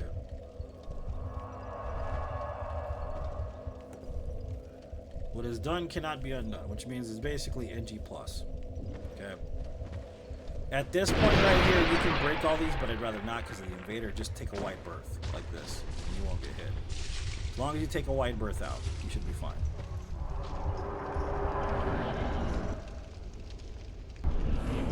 So I'm going to equip the Chloranthy ring. Do this before you fight the boss. Don't do it on 500 damage, pretty good on NG+. Right, not bad at all. You just have to kill this guy 3 more times, essentially.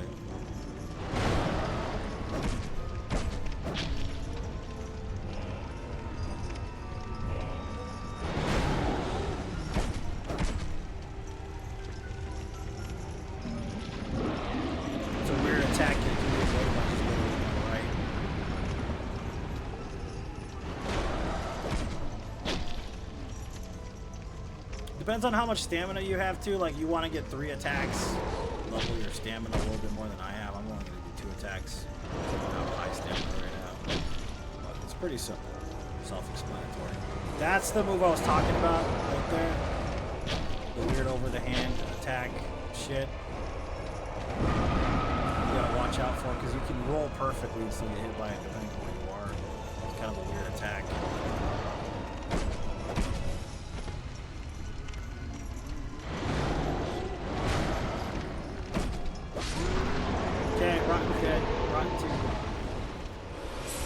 Usually at Homeward Bone because it's a little faster, as long as you got all the souls you needed.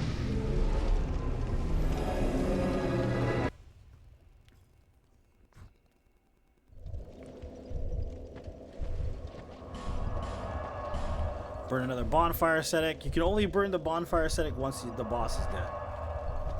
Unless you're in Huntsman's Copse. You can burn as many as you want. It's kind of weird because there's no real boss tied to one of the bonfires. But I'm going to do it again. Literally same goddamn thing. White berth, rotten time.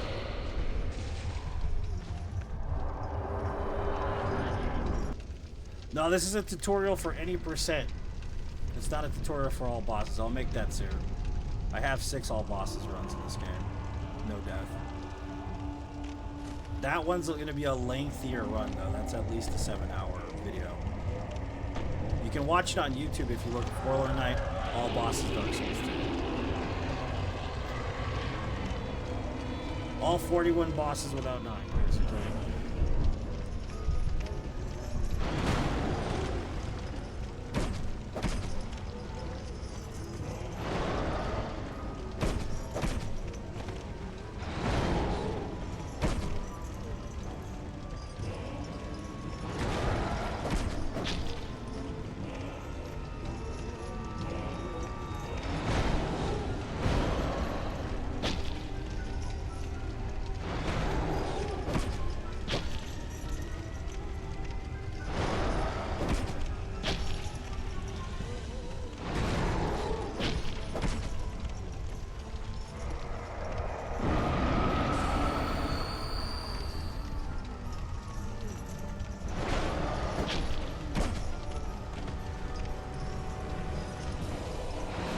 This is the, well, I was talking about that hyper armor. You see 104 damage.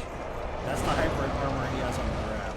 And a lot of enemies in this game have the similar hyper armor when they're trying to grab you for whatever reason. It's just something to be aware of.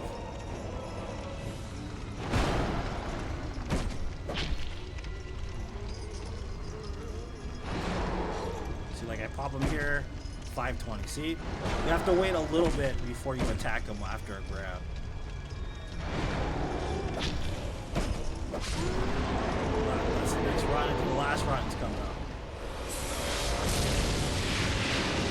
Tell Mustafa welcome.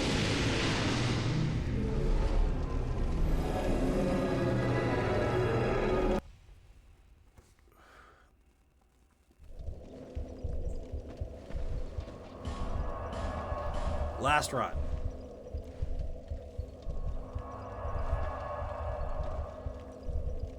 So the important thing too, another key is to remember to buy the, what do you call it, the bright bugs after this.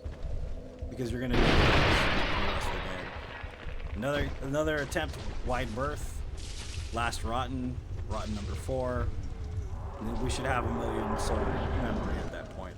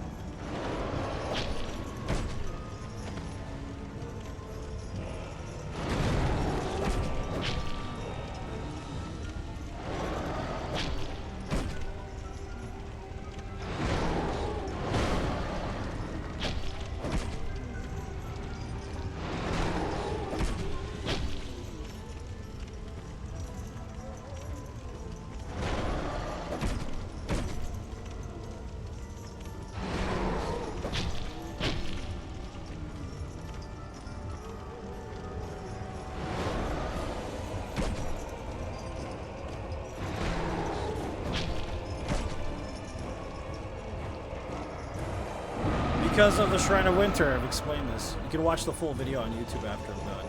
So basically what it is to bypass the 4 shard bearers, you need exactly 1 million soul members in NG. 1 million soul members, sorry. In order to do that, we kill the Rotten 4 times for 80%.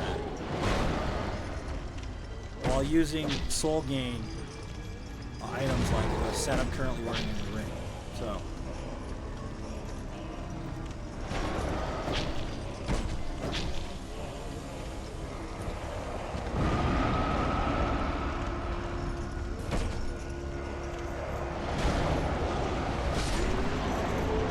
Alright, it's done.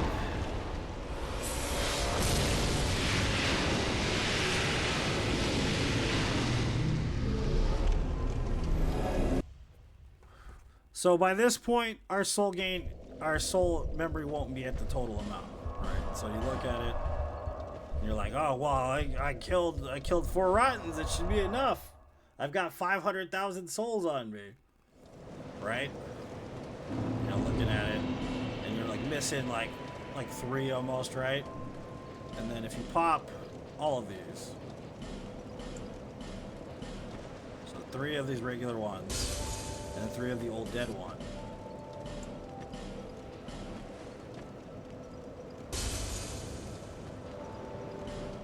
You have exactly 1 million soul memory right there. Now we're gonna buy the bright bugs, and we're gonna buy as many of the life gems as we can. Thanks. And then we're just gonna level our character. And you may get to a gross extensive amount of level. Like there's stuff that some people like don't surpass. Don't go beyond that point. You only want to be at the soft cap, and it's like, yeah, but who cares? I mean, you already have the souls. It's not like you're not going to use them at some point, right? So I'm going to level my endurance higher, though, because we definitely need more endurance. But other than that, basically you want your character, if you're doing a basic run, okay, a basic permadeath run, you want your character to be soft capped out. So you want 40 vigor. You want 40 dexterity. You want 30 ADP because look at those agility frames. You're at 104. Not 96, not 90, 104. That's pretty damn good. You could go down and get away with it. If you were down here in 25, that's 100. You could get away with 25. but I tend to go to 30 on purpose. Okay, I want the 104. You can change your VIT if you want to wear armor or whatever you're going to do. You literally do not need to wear this set for the rest of the game if you don't want to. I'm going to pump more into vitality just for the hell of it because I don't care. You can use more endurance. It really just depends on you. You know what I mean? You want more VIT, get more VIT. You're basically done. Like, you're ready to beat the game at this point. Okay? So, we've done all that. Now we're going to go back right here, the Ruined Fork Road. Okay? The difference between beating the Shard Bearers and not beating the Shard Bearers is that the door opens for you when you beat the Shard Bearers. When you don't beat the Shard Bearers, you have to open the door yourself, which is fine. These guys right here will chase you. It just depends on your timing and stuff. It's better just to kill them, get it over with. You know what I mean? And we'll probably end up grabbing a bow later, but we'll have a bow nonetheless. Okay? So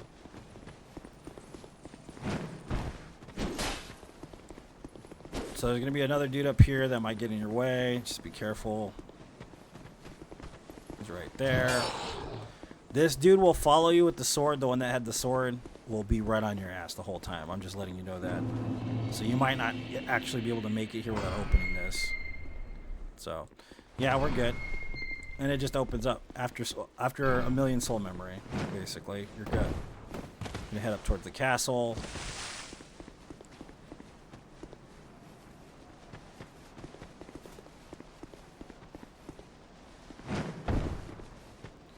Pretty simple. And this is like the second half of the game. Basically, it's almost over at this point. Just remember to be careful. In the castles, usually where the Nameless Usurper will invade, but luckily we killed her beforehand. That's who that lady was that I pushed off that ledge early in the game. That's why we get rid of her. But also remember, Forlorn can invade here at any point. So he's kind of random. He doesn't have rhyme or reason. He just shows up whenever the hell it feels like it. You can kill those guys. Those guys up there, the mammoth dudes, you can actually use like poison on them if you want to kill them or whatever. They're super weak to poison arrows, super weak to all kinds of shit, but mostly poison arrows. There's going to be a dude that's really close to the mechanism and a dude that's kind of far. Usually I bait this guy with one attack first. Get him to walk towards me. Like this. The other dude's gonna be shooting at me still. This guy doesn't need to move at all. There's gonna be two dudes populating in right now because they spawn on that side.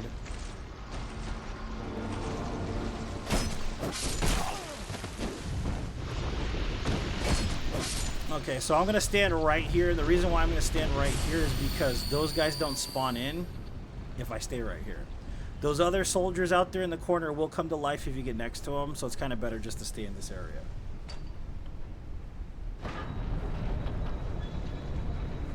The Chancellor upstairs sells some really decent stuff. He sells like repair powder. He has like dark arrows. He has lightning arrows. He has all kinds of good stuff. If you want to buy stuff from him, go ahead. You have to exhaust his dialogue. Usually, you know, it's good to buy stuff from him if you're doing a regular run. Pretty decent run. This guy, there's one guard in front of the door. I like to iframe it. You can finish him if you want. It's really up to you. And there'll be one dude coming down this ladder right here. I'll pop this door first. You don't really need anything. If you're running this exact route with this exact build, you won't need anything in the castle, literally. You won't need anything. It just depends on what you're doing. So one thing also you've noticed is I don't use the Estus Flask because I feel like it's a waste of time. I only use life gems. The reason I do that is because I don't want to gather all this shit for the Estus Flask. I mean, you could go out of your way and do all that. There's going to be two statue dudes that come to life here. Kill one of them as fast as possible. Take care of that door. It's basically a mechanism that kind of works the same as the giants. Pretty simple. When we go upstairs, there's going to be one guy that comes to life. Kill him. There's going to be a room that has a chest in it. If you open that chest, poison arrows will fly out and hit you. So just remember that as well. There's a soul item and the frozen flower right here in this area if you want to hit DLC. It really just depends on you as well. A good soul item too. I think it's a hero soul, if I'm not mistaken. This guy usually kill, just so he's out of the way. If you don't kill him, all you have to do is open the door and roll twice, and he won't hit you. But this is usually where Forlorn spawns in, right here in this spot. But he's not going to be here this time, obviously. But the door, run past everything. Where we're going, the enemy's leash at, so they won't chase you into that back little corridor, so you don't have to worry about it. The black bow is downstairs. If you want the black bow, grab it. There's a ladder right here that leads to another bonfire as well. But I won't be using the black bow, and I will be not using that bonfire either. Alright, so this is where the Nameless Usurper usually spawns in. Since she's not here, we don't have to worry about it. If she spawns in, the major problem with her spawning in isn't the fact that she spawns in at all. It's that you can't use a bright bug when you're invading. That's the part that sucks. That's the part that's really irritating. So we're going to use a bright bug and we're going to use fire. And I'm going to explain this boss really quickly. This is twin dragon riders, okay? There's a dude up here on top, like, of this little, I don't know what you call it, a landing, a column, whatever the hell it is, right? And he's got a bow, a great bow, right? The other dude's down here in the middle. There's two ways you can handle him. Either you can shoot him off using a bow, or you can do what I'm going to do, which is basically walk up to the column, have the guy break it. And with the buffs and the amount of damage this weapon does, and the DPS, the first dude with the bow is basically nothing, because he has less health than the main guy. It's important to remember that. Try to kill the dude with the bow as fast as possible, then you won't have any trouble in this fight. If you try to kill the big guy first, you might have some trouble. So it just depends. Sometimes it never works out the way you want it to, and that's normal in a Souls game. It's going to happen. You just have to be able to get it recovering, you know, when you're losing, basically. So I'm going to get him over here. He's going to break that. Go back. He's going to start shooting an arrow. The other guy's going to start chasing. Roll this way. That. And I'm going to kill this guy now. This guy. And then we should be able to fight this guy, no problem. Like I said, Brightbug makes it so you basically, you've got a lot of armor, basically. You know what I mean? It's kind of nice. It's kind of cheesy, but it's nice. This guy has literally 4 moves. It's not hard to fight.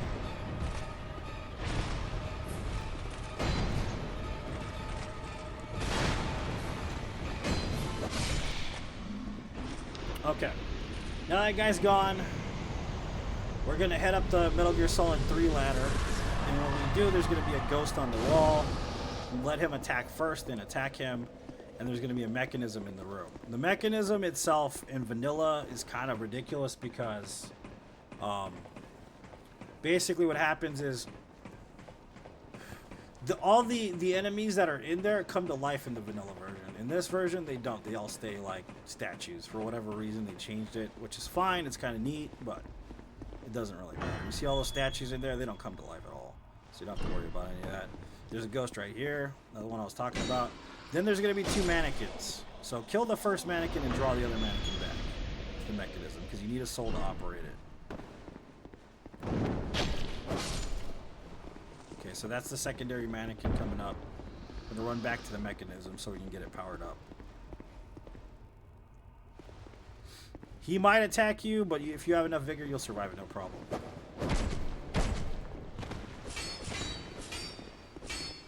Okay, so we're powering it up now. I'm going to wait. So what it is that in this part of the game, they want you to run out this door right here. They want you to go all the way around the side, drop down, go past the archer, all this crap. We're not doing that. It's a waste of time. So I'm just going to homeward bone once he gets activated. You could run all that crap if you want. It really just depends on you, but I really just don't like wasting time. So I'm going to homeward bone. Fuck it.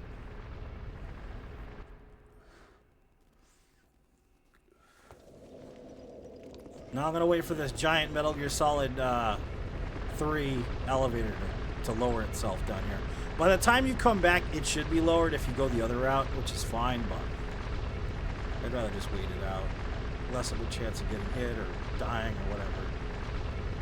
That door right there leads out to the Mirror Knight, or the Looking Glass Knight, whatever you want to call him. He's not difficult. He's got a cool mechanic to him though, where he summons people in. If you want to kill him as fast as possible, it's probably the best policy because then he won't be able to summon anybody. His hitboxes are also really broken. At level 1, with no ADP, he's pretty much he's a force to be reckoned with. So if your ADP is below, like, I want to say below 8, and you're fighting the Mirror Knight, you're gonna have some trouble with him. You may be precise though. You may have played this game a bunch of times, but if you're newer to the game and your ADP's at 8 and you're fighting Mirror Knight, you're gonna have some trouble. You're definitely gonna get hit a lot.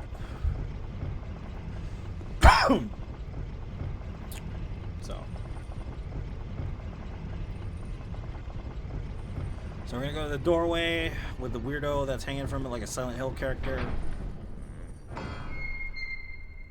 See right there, it's Silent Hill character. He's got that bussy face, you know, it's kind of creepy, but whatever. So I'm gonna hit this ring. All the rest of this shit in here doesn't matter except for that ring, basically. Adaptability increases agility in this game. It gives you iframes. That's how it works, yeah.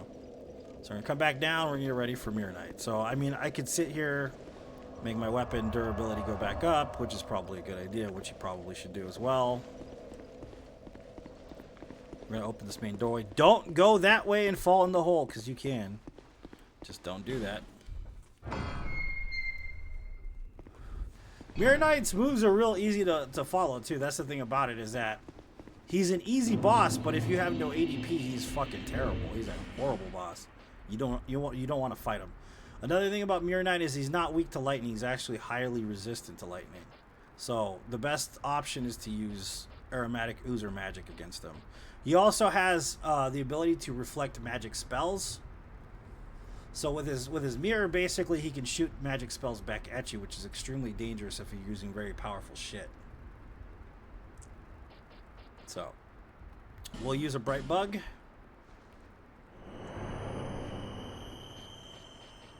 And we'll use some aromatic ooze. And we're not going to stop here. There is a Twinkling Titanite on one of these corner corpses, but we're not going to hit them. If you stick around for these guys, they're not necessarily difficult for me, but they're hard in a group. You don't want to fight them together. It's a bad idea. So first move is always a jump with this guy every single time. Doesn't matter.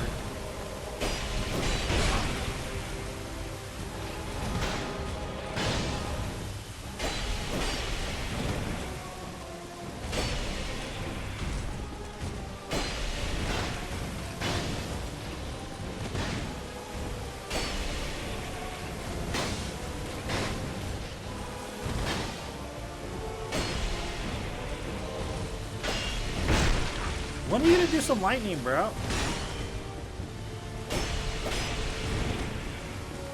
Lightning or no? He's just, you know, usually he does a lightning attack. Alright, there you go. If you kill him before the summons get off, I mean, you don't have to worry about the summons, because you just have to kill him, I think, within the first minute and 20 seconds before he actually starts summoning anybody. It might be health bar related, but I'm not sure. It's possible.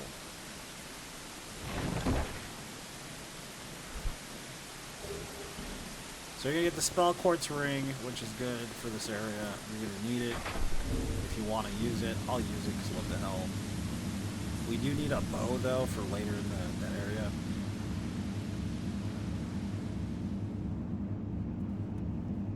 Yeah, I've had it, but I've been playing this since it came out, Andy, and no one does it anymore. I don't think you can even get summoned in it anymore, you know what I mean? It kind of sucks, but it is what it is, dude. So we're going to go get the longbow, and I'm going to get some iron arrows. And usually I don't run a bow because I don't need to, but it's the easiest way to run this area is with a bow. Quite literally the easiest way. The first area, in this area, like, so there's like designations between different parts of shrine. So the first part of shrine, you don't necessarily need a bow for it. The second part of shrine, I would highly recommend a bow for it. So I'm gonna go grab a bow real quick and I'll illustrate that point. McDuff sells the longbow.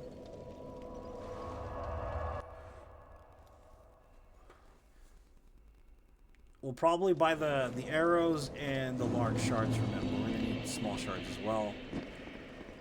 Like flame. So he has a longbow right here, which is a pretty good bow. It's one of the best in the game, in my opinion. So we need a total of 6. So I'll buy 5. Flame. Okay. I'm gonna go back to the other blacksmith because we need the small shards. Oh, we didn't buy the arrows. We should have bought arrows. Fuck. I missed the arrows, man. Don't use the poison arrows yet. It's most important. Do not use the poison arrows. Not until later.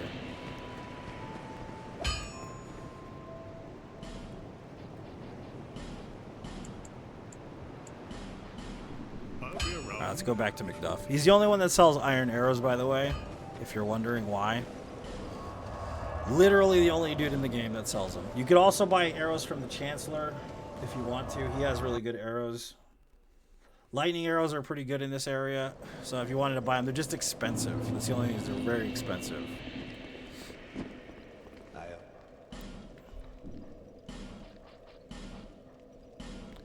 I don't really know how many we'll need, but I'll just buy like 120 or something. You don't really need much for this area. So go back to the shrine.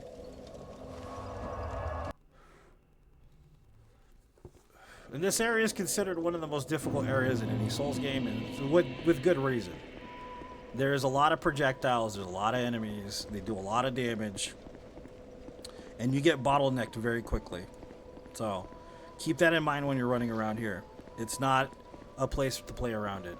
Unless you kill absolutely everything, you will not be able to enjoy the area at all, basically.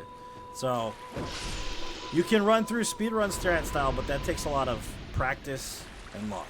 So these guys right here, you don't need to kill them, but I'm gonna kill them, so they're not a problem. These guys are proximity based. You see that? Backstabs, by the way, do not degrade your weapon. I don't know if you guys are familiar with that. Weapon degradation doesn't take form in backstabs, which is weird, but it is a mechanic of the game. So if you're worried about weapon degradation, just remember to keep getting backstabs over and over again.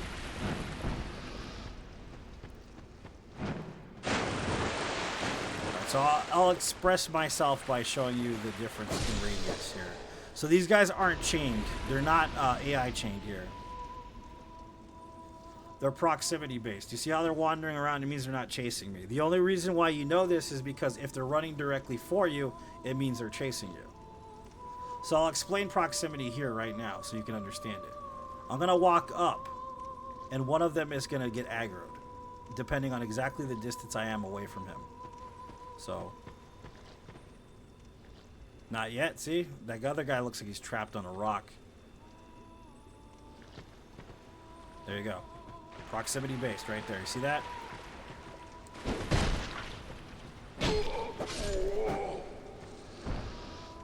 Same with those guys. They can't physically see me because it's all proximity based.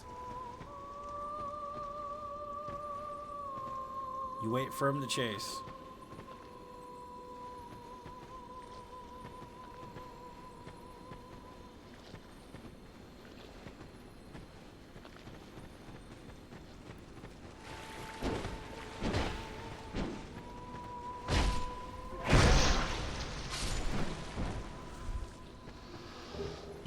These guys drop goodies, by the way. They drop Twinkling Titanite. They drop a really good shield that increases your stamina regeneration.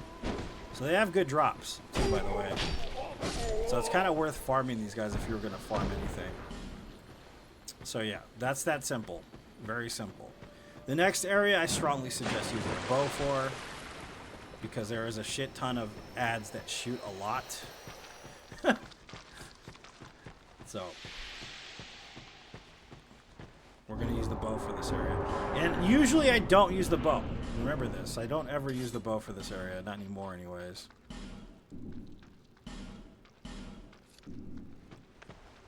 So we can two-hand this. That lady right there, as long as you stay a certain distance away, she won't see you. As long as you aim for the top portion of her body, she keeps getting staggered. That's another thing, which is pretty weird, but see this?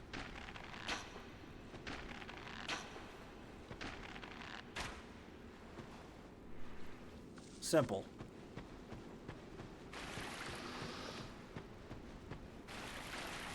You can actually shoot this lady between the bars. The bow doesn't have a lot of damage because it's only +6, by the way. I'm just letting you know. If you upgrade it to +10, you should have a shit ton of damage. So, see what I mean? You have to be precise about the shots because the wall also will detect it. If you want to go that route here. But I'm going to have to go kill her this way. Okay, another thing too is the pathing. I always choose the left side for the beginning of this area. You see that dude, the old knight right there? Did I upgrade it? Maybe I did. Nah, you're right, dude. I didn't upgrade it. So yeah, let's hit the bonfire. We'll come back. You're right, I didn't upgrade it. Thanks for reminding me, dude. So there's a bonfire here, by the way, if you weren't sure. Let's go back and upgrade it. What's up, Jordan? Welcome. I did that the other day, too. I don't remember what I was doing, but I didn't upgrade the bow.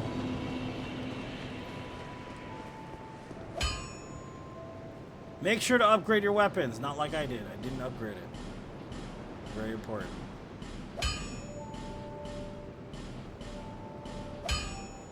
+6 bow. Pretty nice.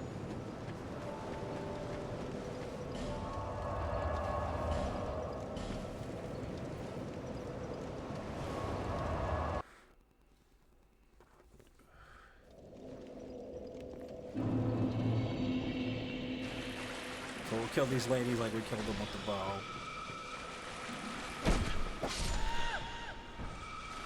The weird thing about these spells too is about sidestepping it. Like you can literally walk around all of these spells. They're good at homing, but as long as you know where to like move, you don't even need to run basically to avoid them. So like I said, I don't go that way because we don't want to aggro the old knight. I usually go this way. Plus you get a peak to use in order to use the bow up there. That's the reason why I'll go this way with the bow, especially. These guys can be shot by the water side. You don't actually physically need to get in the water to fight them. You don't want to, you know. So it just really depends on whatever strategy you're using. I don't know what's going on over there. It sounds like giants, man. You know? Outside. It's kind of weird. Better to draw out these enemies than to run up on them, honestly, because of the people shooting at you in the game. There'll be a lot of people shooting at you at some point. This lady can be hit from right here as well, but I think you got to turn a specific angle.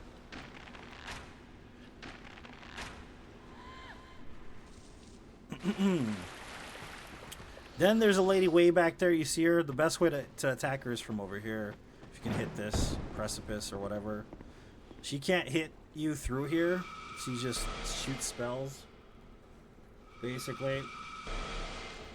Simple. And you know the funny part too is you can hit her and she can't hit you with a bow. Which makes the bow ideal for this area, I'm telling you.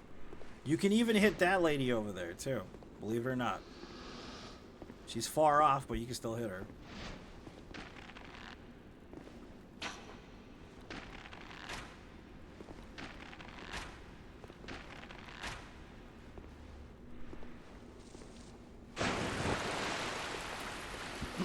There's going to be another lady in here. There's also an enemy right out there too, so just be careful.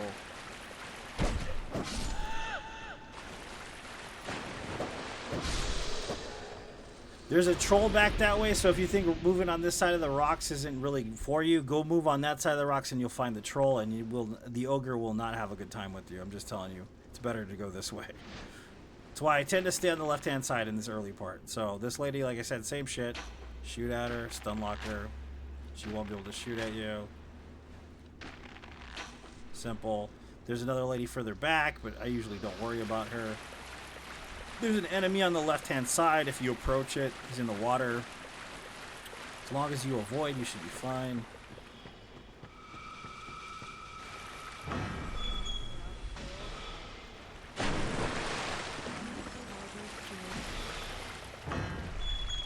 There'll be another knight out here. Don't go that way because you will fall off. If you're not familiar with this area, what happens is that there's areas that you can't walk on and you instantly fall in the water and die. So why I'm keeping my pathing very, very tight in this area on purpose.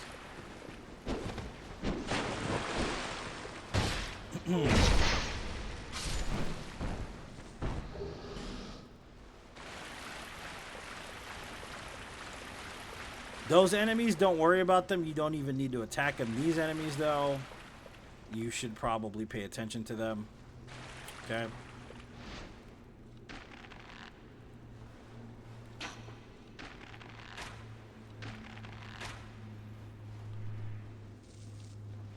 So now a little bit of knowledge here. So these guys aren't bad to deal with. Everybody else we've dealt with to this point has been pretty much standard crap, right?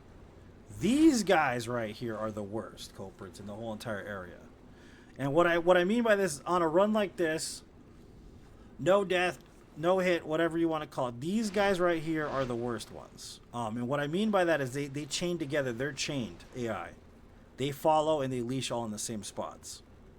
So if you aggro one of these bastards, they both chase you and they hit hard as crap. If you're in the water, you're going to roll slower. Be aware of that.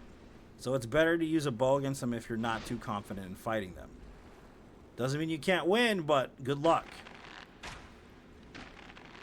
If you aim for the knees, usually you're going to hit them in the midsection. It's usually how it works. It's weird. I know it sounds weird. The drop in the bow will allow it, though. So I'm going to aggro both of these boys at the same time.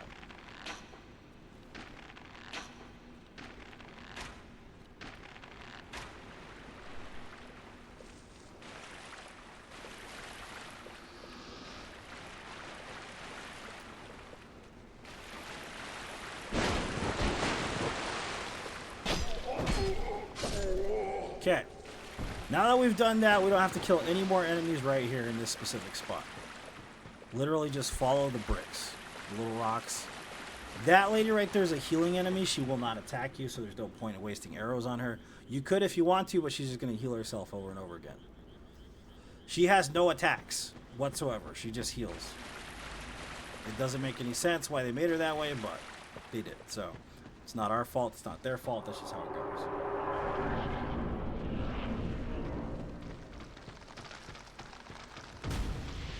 I would suggest shooting these guys with a bow because they will break all your shit. They shoot out a gas that degrades everything, rings. The only thing that it doesn't degrade is weapons, basically. So all your rings and armor and all that shit you wear will get broken if you go into that cloud of crap he's shooting over there.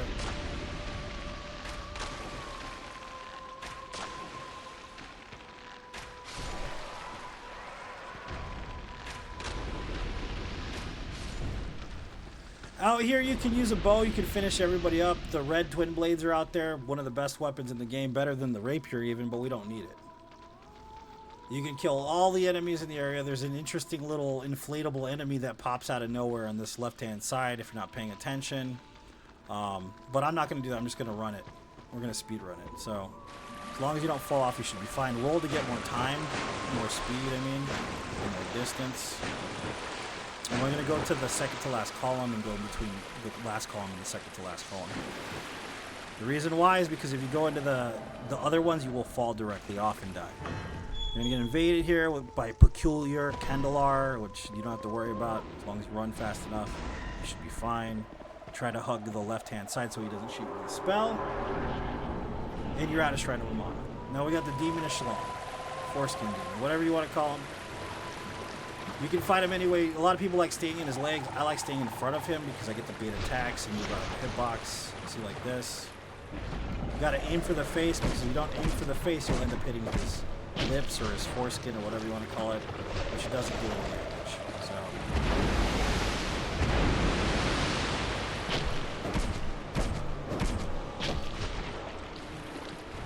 He'll move back. Sometimes he'll squirt at you. It's rare that he squirts at you, though. Try not to get too close, though, when he does the move back. Well, that was unexpected. Thanks, Dave.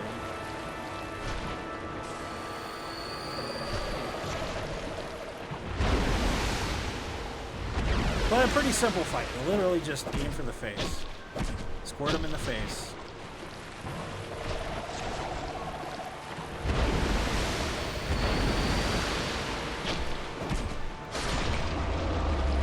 With the amount of damage you have from the rapier, though, man, you know.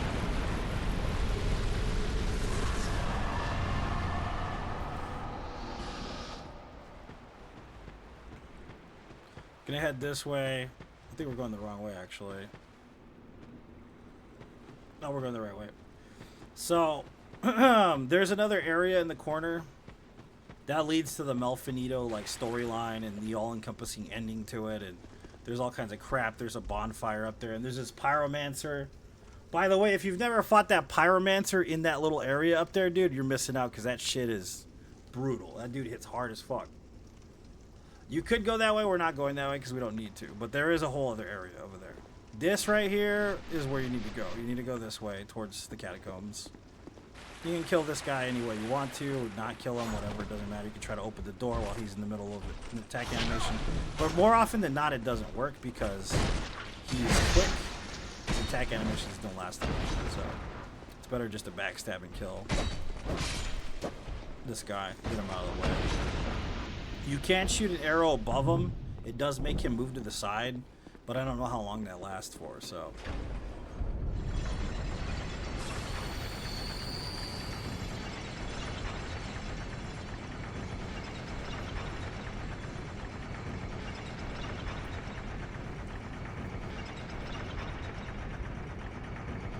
So now we're going to get one of the most precious commodities in Dark Souls 2, the Elizabeth Mushroom. I love the Elizabeth Mushroom. It's probably my favorite consumable in the whole entire game. It is broken as all hell. I love the shit out of it. It is my favorite by far. The Elizabeth Mushroom is so good.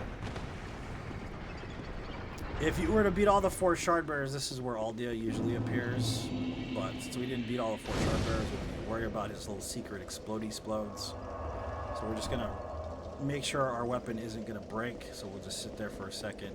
There's going to be 2 knights up here. They don't follow. You just want to move them out of the way. Unless you want to waste your time in fighting them, then go ahead, but...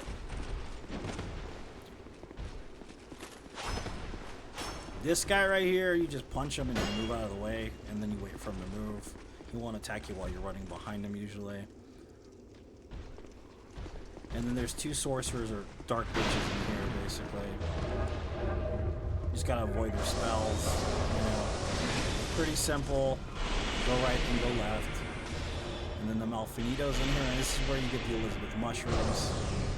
It's very important for the end of the game to get the Elizabeth Mushrooms if you're having trouble with the last bosses. So just exhaust his dialogue. He loves to talk, like he chatters a lot. So it's better just to get it over with. So we're gonna go ahead and buy the Elizabeth Mushrooms, all of them. That's why I kept all those souls on me in the first place, just in case. We're gonna exit and go towards the catacombs. And I'm gonna get rid of the bow because I'm not gonna need it until the Dragon Shrine. So I use my fist here so I don't mess up my weapon. You can use anything you want. What I found is horizontal swings are bad though, because what happens is you end up hitting the bells, which spawns a bunch of witches in. You don't want to do that, so I tend to use the fist or like a straight weapon or something like that.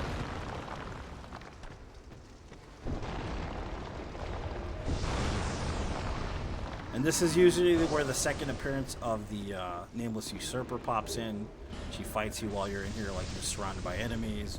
She's an opportunist, man. That's why we take her out at the beginning of the morning. I mean, the beginning of the game. These guys, if you want to take them out, take them out. It's really up to you. You don't need to, but...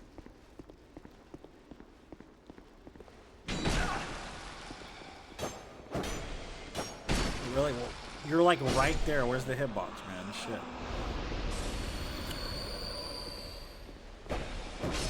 Okay, these guys right here, you can use an arrow and shoot it above their head and they start to move. Or you can attack them, it doesn't matter. There's a good way to do it where you smack them and you stand right here and then you let them, you know, do that or whatever they're going to do. Just get them out of the way until it really matters. If you want to hit the bonfire that's on the other corner, which is on the right hand side, You can use this. This will lead you back to the bonfire if you want to go kill Vendrick later on. You kind of need this bridge, so. And we're heading towards Veldstadt. Another thing about Veldstadt too is kind of similar to the what do you call it? Looking Glass Knight. His hitboxes are really broken. Level 1 is pretty hard with him, but honestly, as long as you space him out properly, he's pretty easy. So I'm gonna take my Brave Bug now, and I'm probably gonna put, what am I gonna use? Fire? Yeah, let's use fire. So when I get to the second to last column down here, I'm not gonna run down the center because there's too many ads. It's just dangerous to do that. You could do that, and this area is different compared to the vanilla version, but I don't want to do it. So you have a Dragon Rider there, and then we have Veldstadt in here. There's 2 Sentinel Knights, or whatever they're called, Scions, out there too.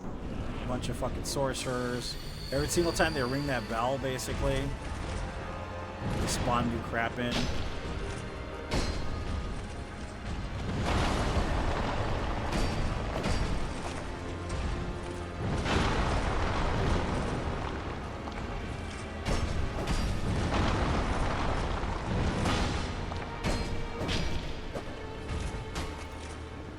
So when he gets into second phase, I usually go ham, and then I wait for my stamina to go back up, and then I go ham again.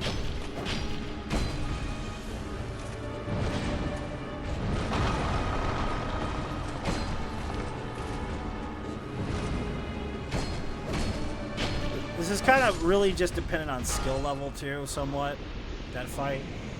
Once you've fought him enough, you'll learn his patterns, you know what I mean, and how to avoid them and best negate the damage involved. So it's kind of one of those bosses you kind of have to learn a little bit. You get the King's Ring now, and you can progress to Aldia's Keep.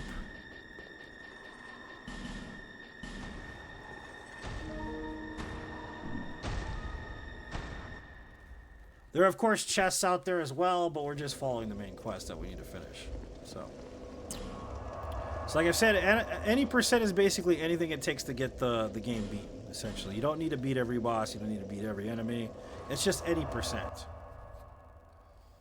There are different types of runs, obviously. There's all bosses, all shard bearers. There's all bosses, including DLC, and then there's any percent, and that's what this run is, any percent. So we're going to switch out the Spell Quartz Ring for the King's Ring and continue.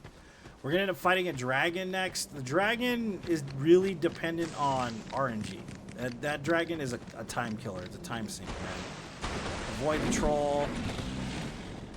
And the cool thing about the doors for the king, you could literally just not attack the enemy and walk past them and they'll still open.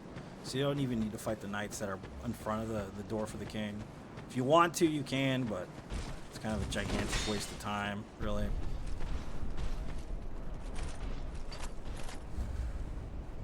So this is Aldia's Keep. This is the brother of the king. The brother of the king is notorious for being like a dude that brought a lot of bad shit into being in the kingdom.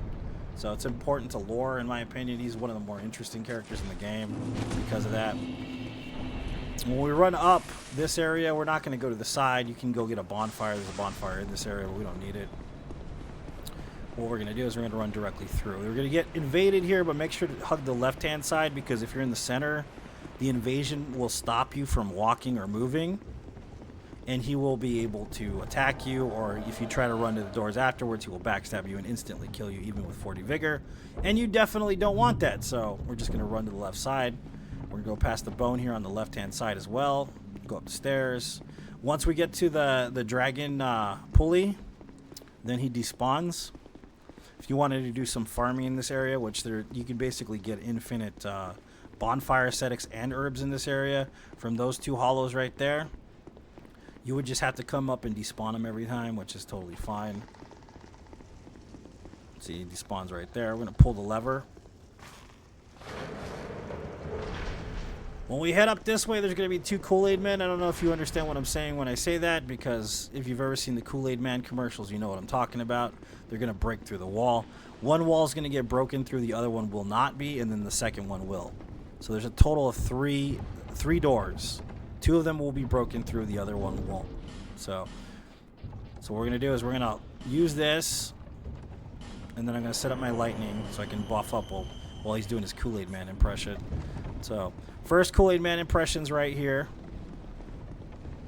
And he's going to go, oh yeah! And then we're going to go past that. We're going to open these doors. We're going to set up the lightning pine resin. While we're in the corner, we're going to set it up while he's doing his oh yeah right here. And we're going to run directly into where the dragon is. And this dragon gets jumpy. He's annoying as hell. Sometimes he'll give you really good RNG. Sometimes he'll give you really bad RNG. He can be killed with a bow. He can be killed with spells when he's flying around. You can do any of that. But it just depends on what he's going to give you. Like, sometimes it's shit. Sometimes it's good. Like, that's a good attack pattern right there. Which is rare as fuck, by the way.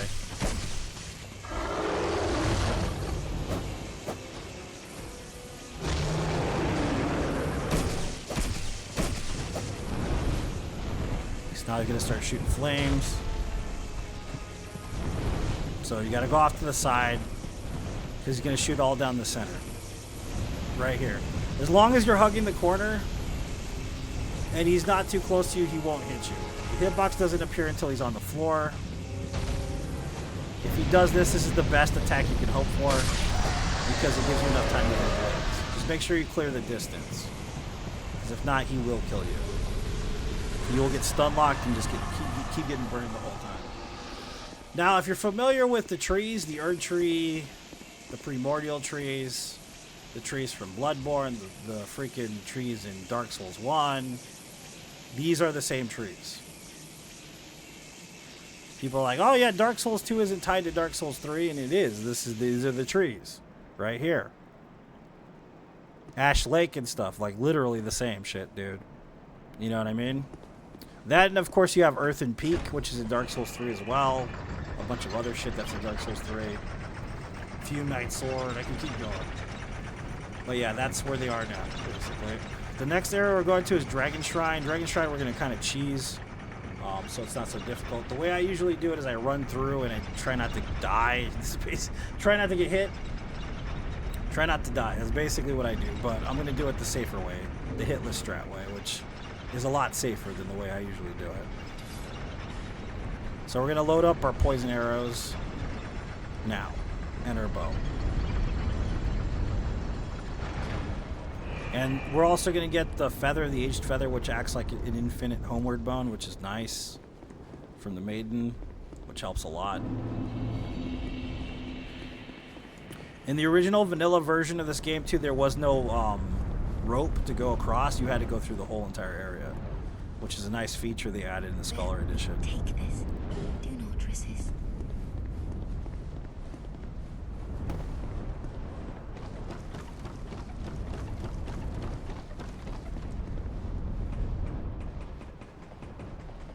So Dragon Shrine is one of those areas they amped up quite a bit from the original.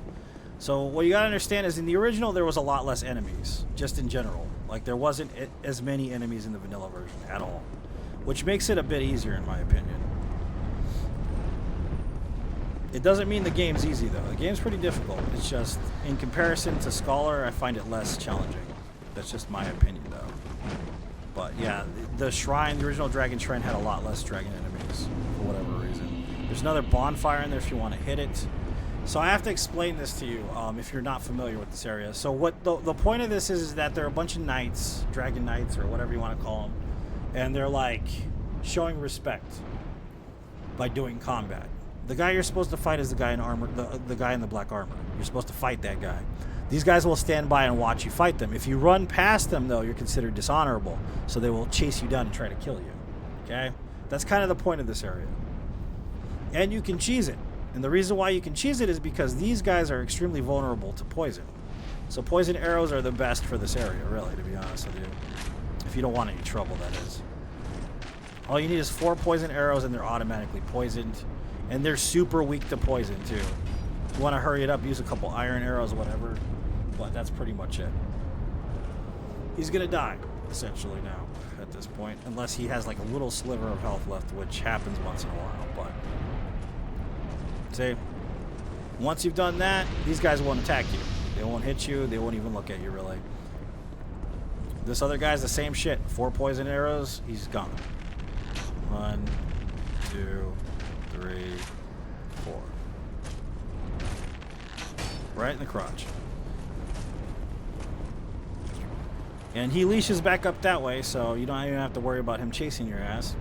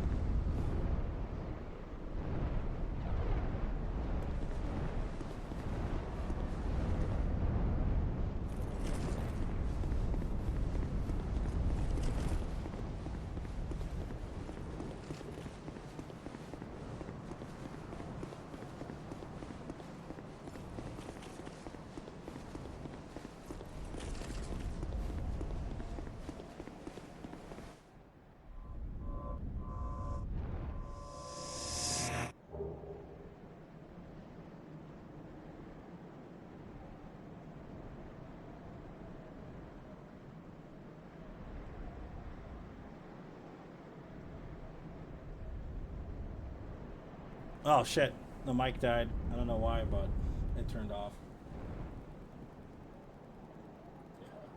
But yeah, if you kill, so I don't know if you guys heard this, but basically, as long as you kill these dudes, none of these guys will attack you. See this? As long as you kill the main guys down the center, no one will hit you. If you piss off one of these guys, you'll have 8 plus 3 attacking you. If you miss one arrow. So you were asking about dark fog, right? And what I was saying is that, like, if you use dark fog, you got to be careful not to poison any of these guys because they will all attack you at once. You'll have a total of like 15, 16 people trying to kill you.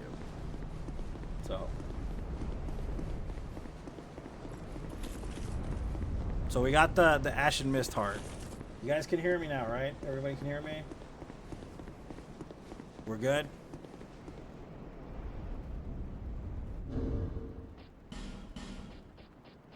Just making sure. I think I turned off the mic by accident. But yeah, that's the key to that, is basically cheesing them. Cheesing those folks, getting them out of the way.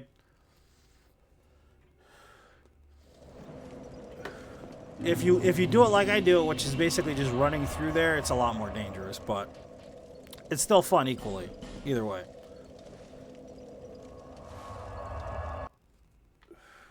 You just don't want to poison the other enemies because they will all attack you at once. That's what I was trying to say.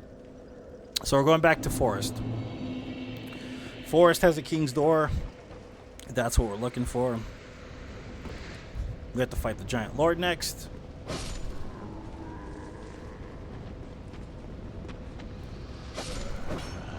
Alright, so the thing about the memory of the Jai is that basically you only have a set amount of time to actually go through there. There are ways to handle it, though. I mean, if you want to kill the giants, you can. Use poison arrows. Are really weak to poison, so it just depends on what you want to do. I usually run through, but you got to remember that there's explosions everywhere in the memories, and that's kind of the thing you got to watch out for, is the explosions, because they do a lot of damage. Oh, we didn't. Yeah, we should get another bright bug. We need a total of 3. So let's go buy those first.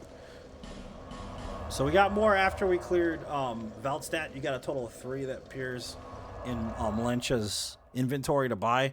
And these ones are really expensive. And this is why I was talking about the $6,000 one at the beginning of the game, because then you can spare yourself about 40k. So it just depends on how you want to do it. So we're going to pop all these souls real quick.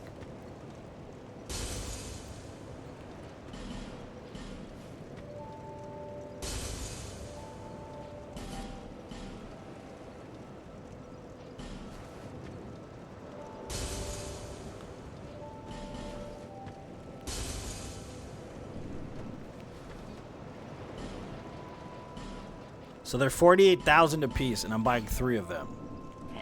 Fucking pricey, I'm telling you.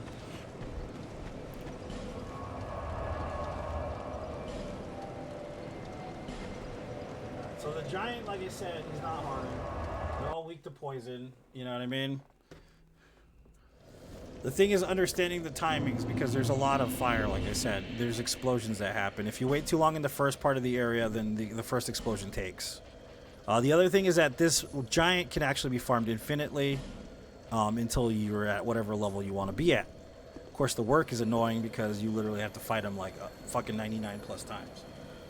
So it just depends on you if you want to do infinite leveling, whatever you want to do, but it's kind of a waste in my opinion. It's just a waste of time.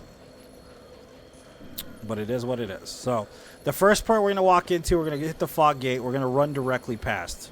Where I would suggest, if you're going to use poison arrows, is to go up the platform and shoot them from right there. If you're using poison arrows for that area, to kill the giants before you get there. Because they have a good chance of being able to knock you in the wrong direction. And there's a giant stone head that rolls up that can instantly kill you and everything in the area. So we're not going to... We're basically going to run past it. I would suggest, if you're not comfortable, kill the giants with poison arrows first. If not, use regular arrows or magic, whatever the fuck you have on hand, because... they will make your life a living hell if you don't pay attention to them. Let's just put it that way.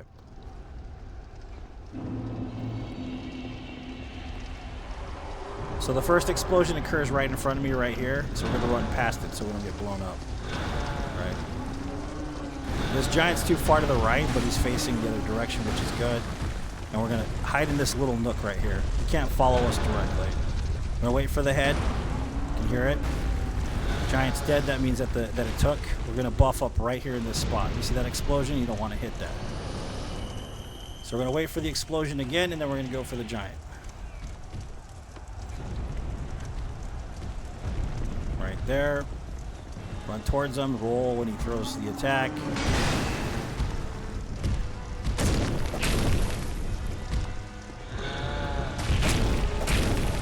You can literally bait the same backwards attack over and over again if you want. He ends up leading into this attack, which is fine. You want the backwards attack down. That's the easiest to dodge. And that's the giant lord. He's pretty simple. You have a lot of damage. He's going to die real quick. So just be aware, though, if he catches you with that sword, it hits pretty fucking hard. So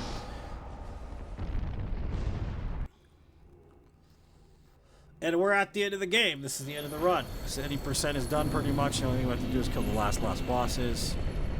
And we're just going to finish our leveling. We don't need a level at all. We're pretty much over leveled at this point, but why not?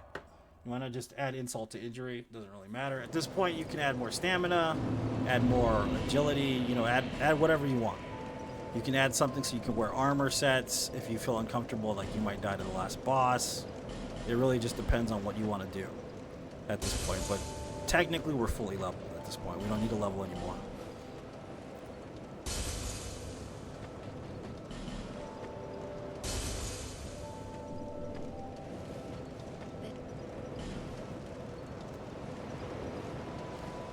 So we already have like a high amount of shit. We have a high lot of it too. We're fine. But I'm just going to be an asshole and pump to 60 because why the fuck not, right? Why the fuck not? So doesn't really add much because of the soft cap, but whatever. It's better than nothing. Then we go back to the castle and get ready for the last boss. The last boss, the first part of the last boss is 2 bosses. So it's a 2-boss boss fight, but the first boss is 2 bosses. Throne Watcher, Throne Defender. They're pretty difficult. But, like I said, it's also based in skill as well. If you're skilled enough to fight them, then you probably will be able to beat them. But that being said, we also are using Elizabeth mushrooms, which makes the fight a lot easier. And the reason why I say this is because even if you get hit, you will continuously heal for the rest of the fight if you keep using these. It says, large gradual restoration of HP. One of my favorite treats in the whole entire game. Really does help quite a bit. What you could do is take pot shots, and that's what I'm going to do. I'm going to let them attack, and then I'm going to pot shot. But the thing about this boss is that if you don't kill them both almost at the same time, they will heal each other. So, like, let's say you kill one first, and you try to whittle down another boss in the same fight. What happens is that boss will heal the boss you just killed. So you have to kill them almost simultaneously in order to win the actual fight. It's a weird mechanic, and it's interesting at the same time. They feel like they could have made it a little more difficult, but I'm glad they didn't at the same time. So, upgrade. Yeah, you can upgrade your armor. You can do anything with those souls, man. Literally. So, I'm gonna buff up first. I got exactly two bright bugs left, which is perfect. I have one of these aromatic oozes, which I use on this boss all the time because one of the bosses is super weak to magic. The Throne Watcher is a little weaker than the Throne Defender in general, so I end up just using the aromatic ooze. You could use lightning, but the big dude's not. He's resistant to lightning, so it's better to use magic in my opinion. You could save the fire and use fire on him. Fire works pretty well too, but not as well as the magic for whatever reason. So I'm gonna buff up now, and I'm gonna use the magic, and then I'm gonna take my first shroom basically and start tripping balls. And literally, that's all you gotta do. I don't lock onto them. I wait for pot shots. Simple. Like, wait for them to finish their movements, basically, and then attack them. Be cheap as fuck. You're trying to survive. Who cares?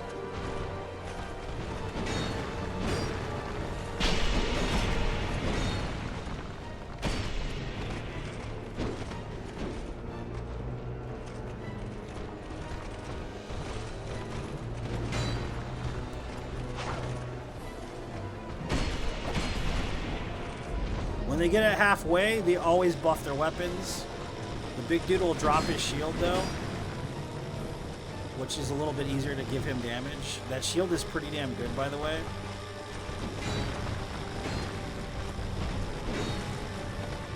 When you see the buff wear off, just take another mushroom, so it's not a problem.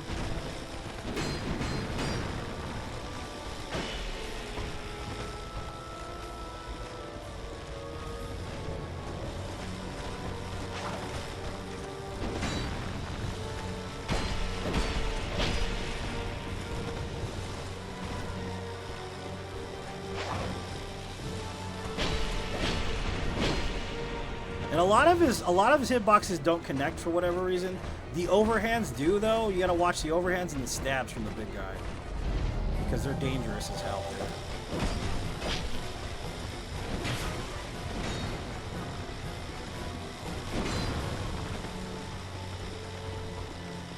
So I gotta wait for the proper time to actually heal, because if I don't, they will basically gang up on me and kill me. So like that's perfect. They were both locked in an animation, so they couldn't do anything about it. But if I sit there and I try to heal while they're like resetting themselves, they will instantly just swarm you. The thing about this fight is like that. That's what you gotta watch out for, because both of them with buffed blades, dude, dangerous. Very dangerous. Even with like 50 vigor, 60 vigor, they will kill you pretty much.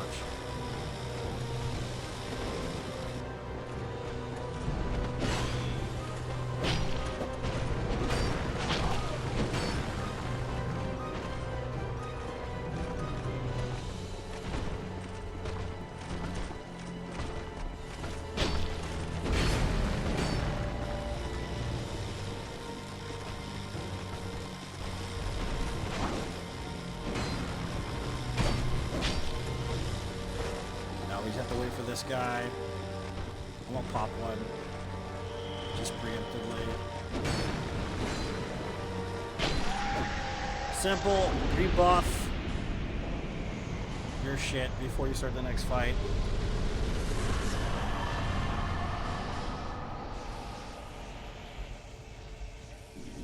Alright, there's a trick to this fight. You may not know it, but there is a trick to this fight. You can get her to spam the same shit over and over again if you really want to. If you have life gems, doesn't matter what you're using, if it's a consumable specifically. Even thrown weapons will do this to her. It's weird as hell. She's going to spawn in 3 curse orbs. You can break them with physical damage. Okay?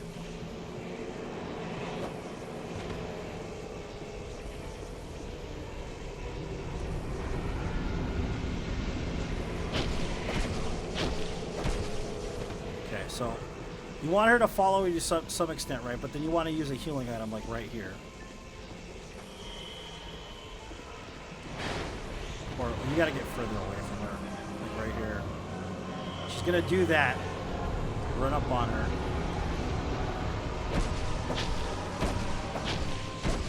Okay. Get away from her. Use another healing item right here. She's going to do the same thing.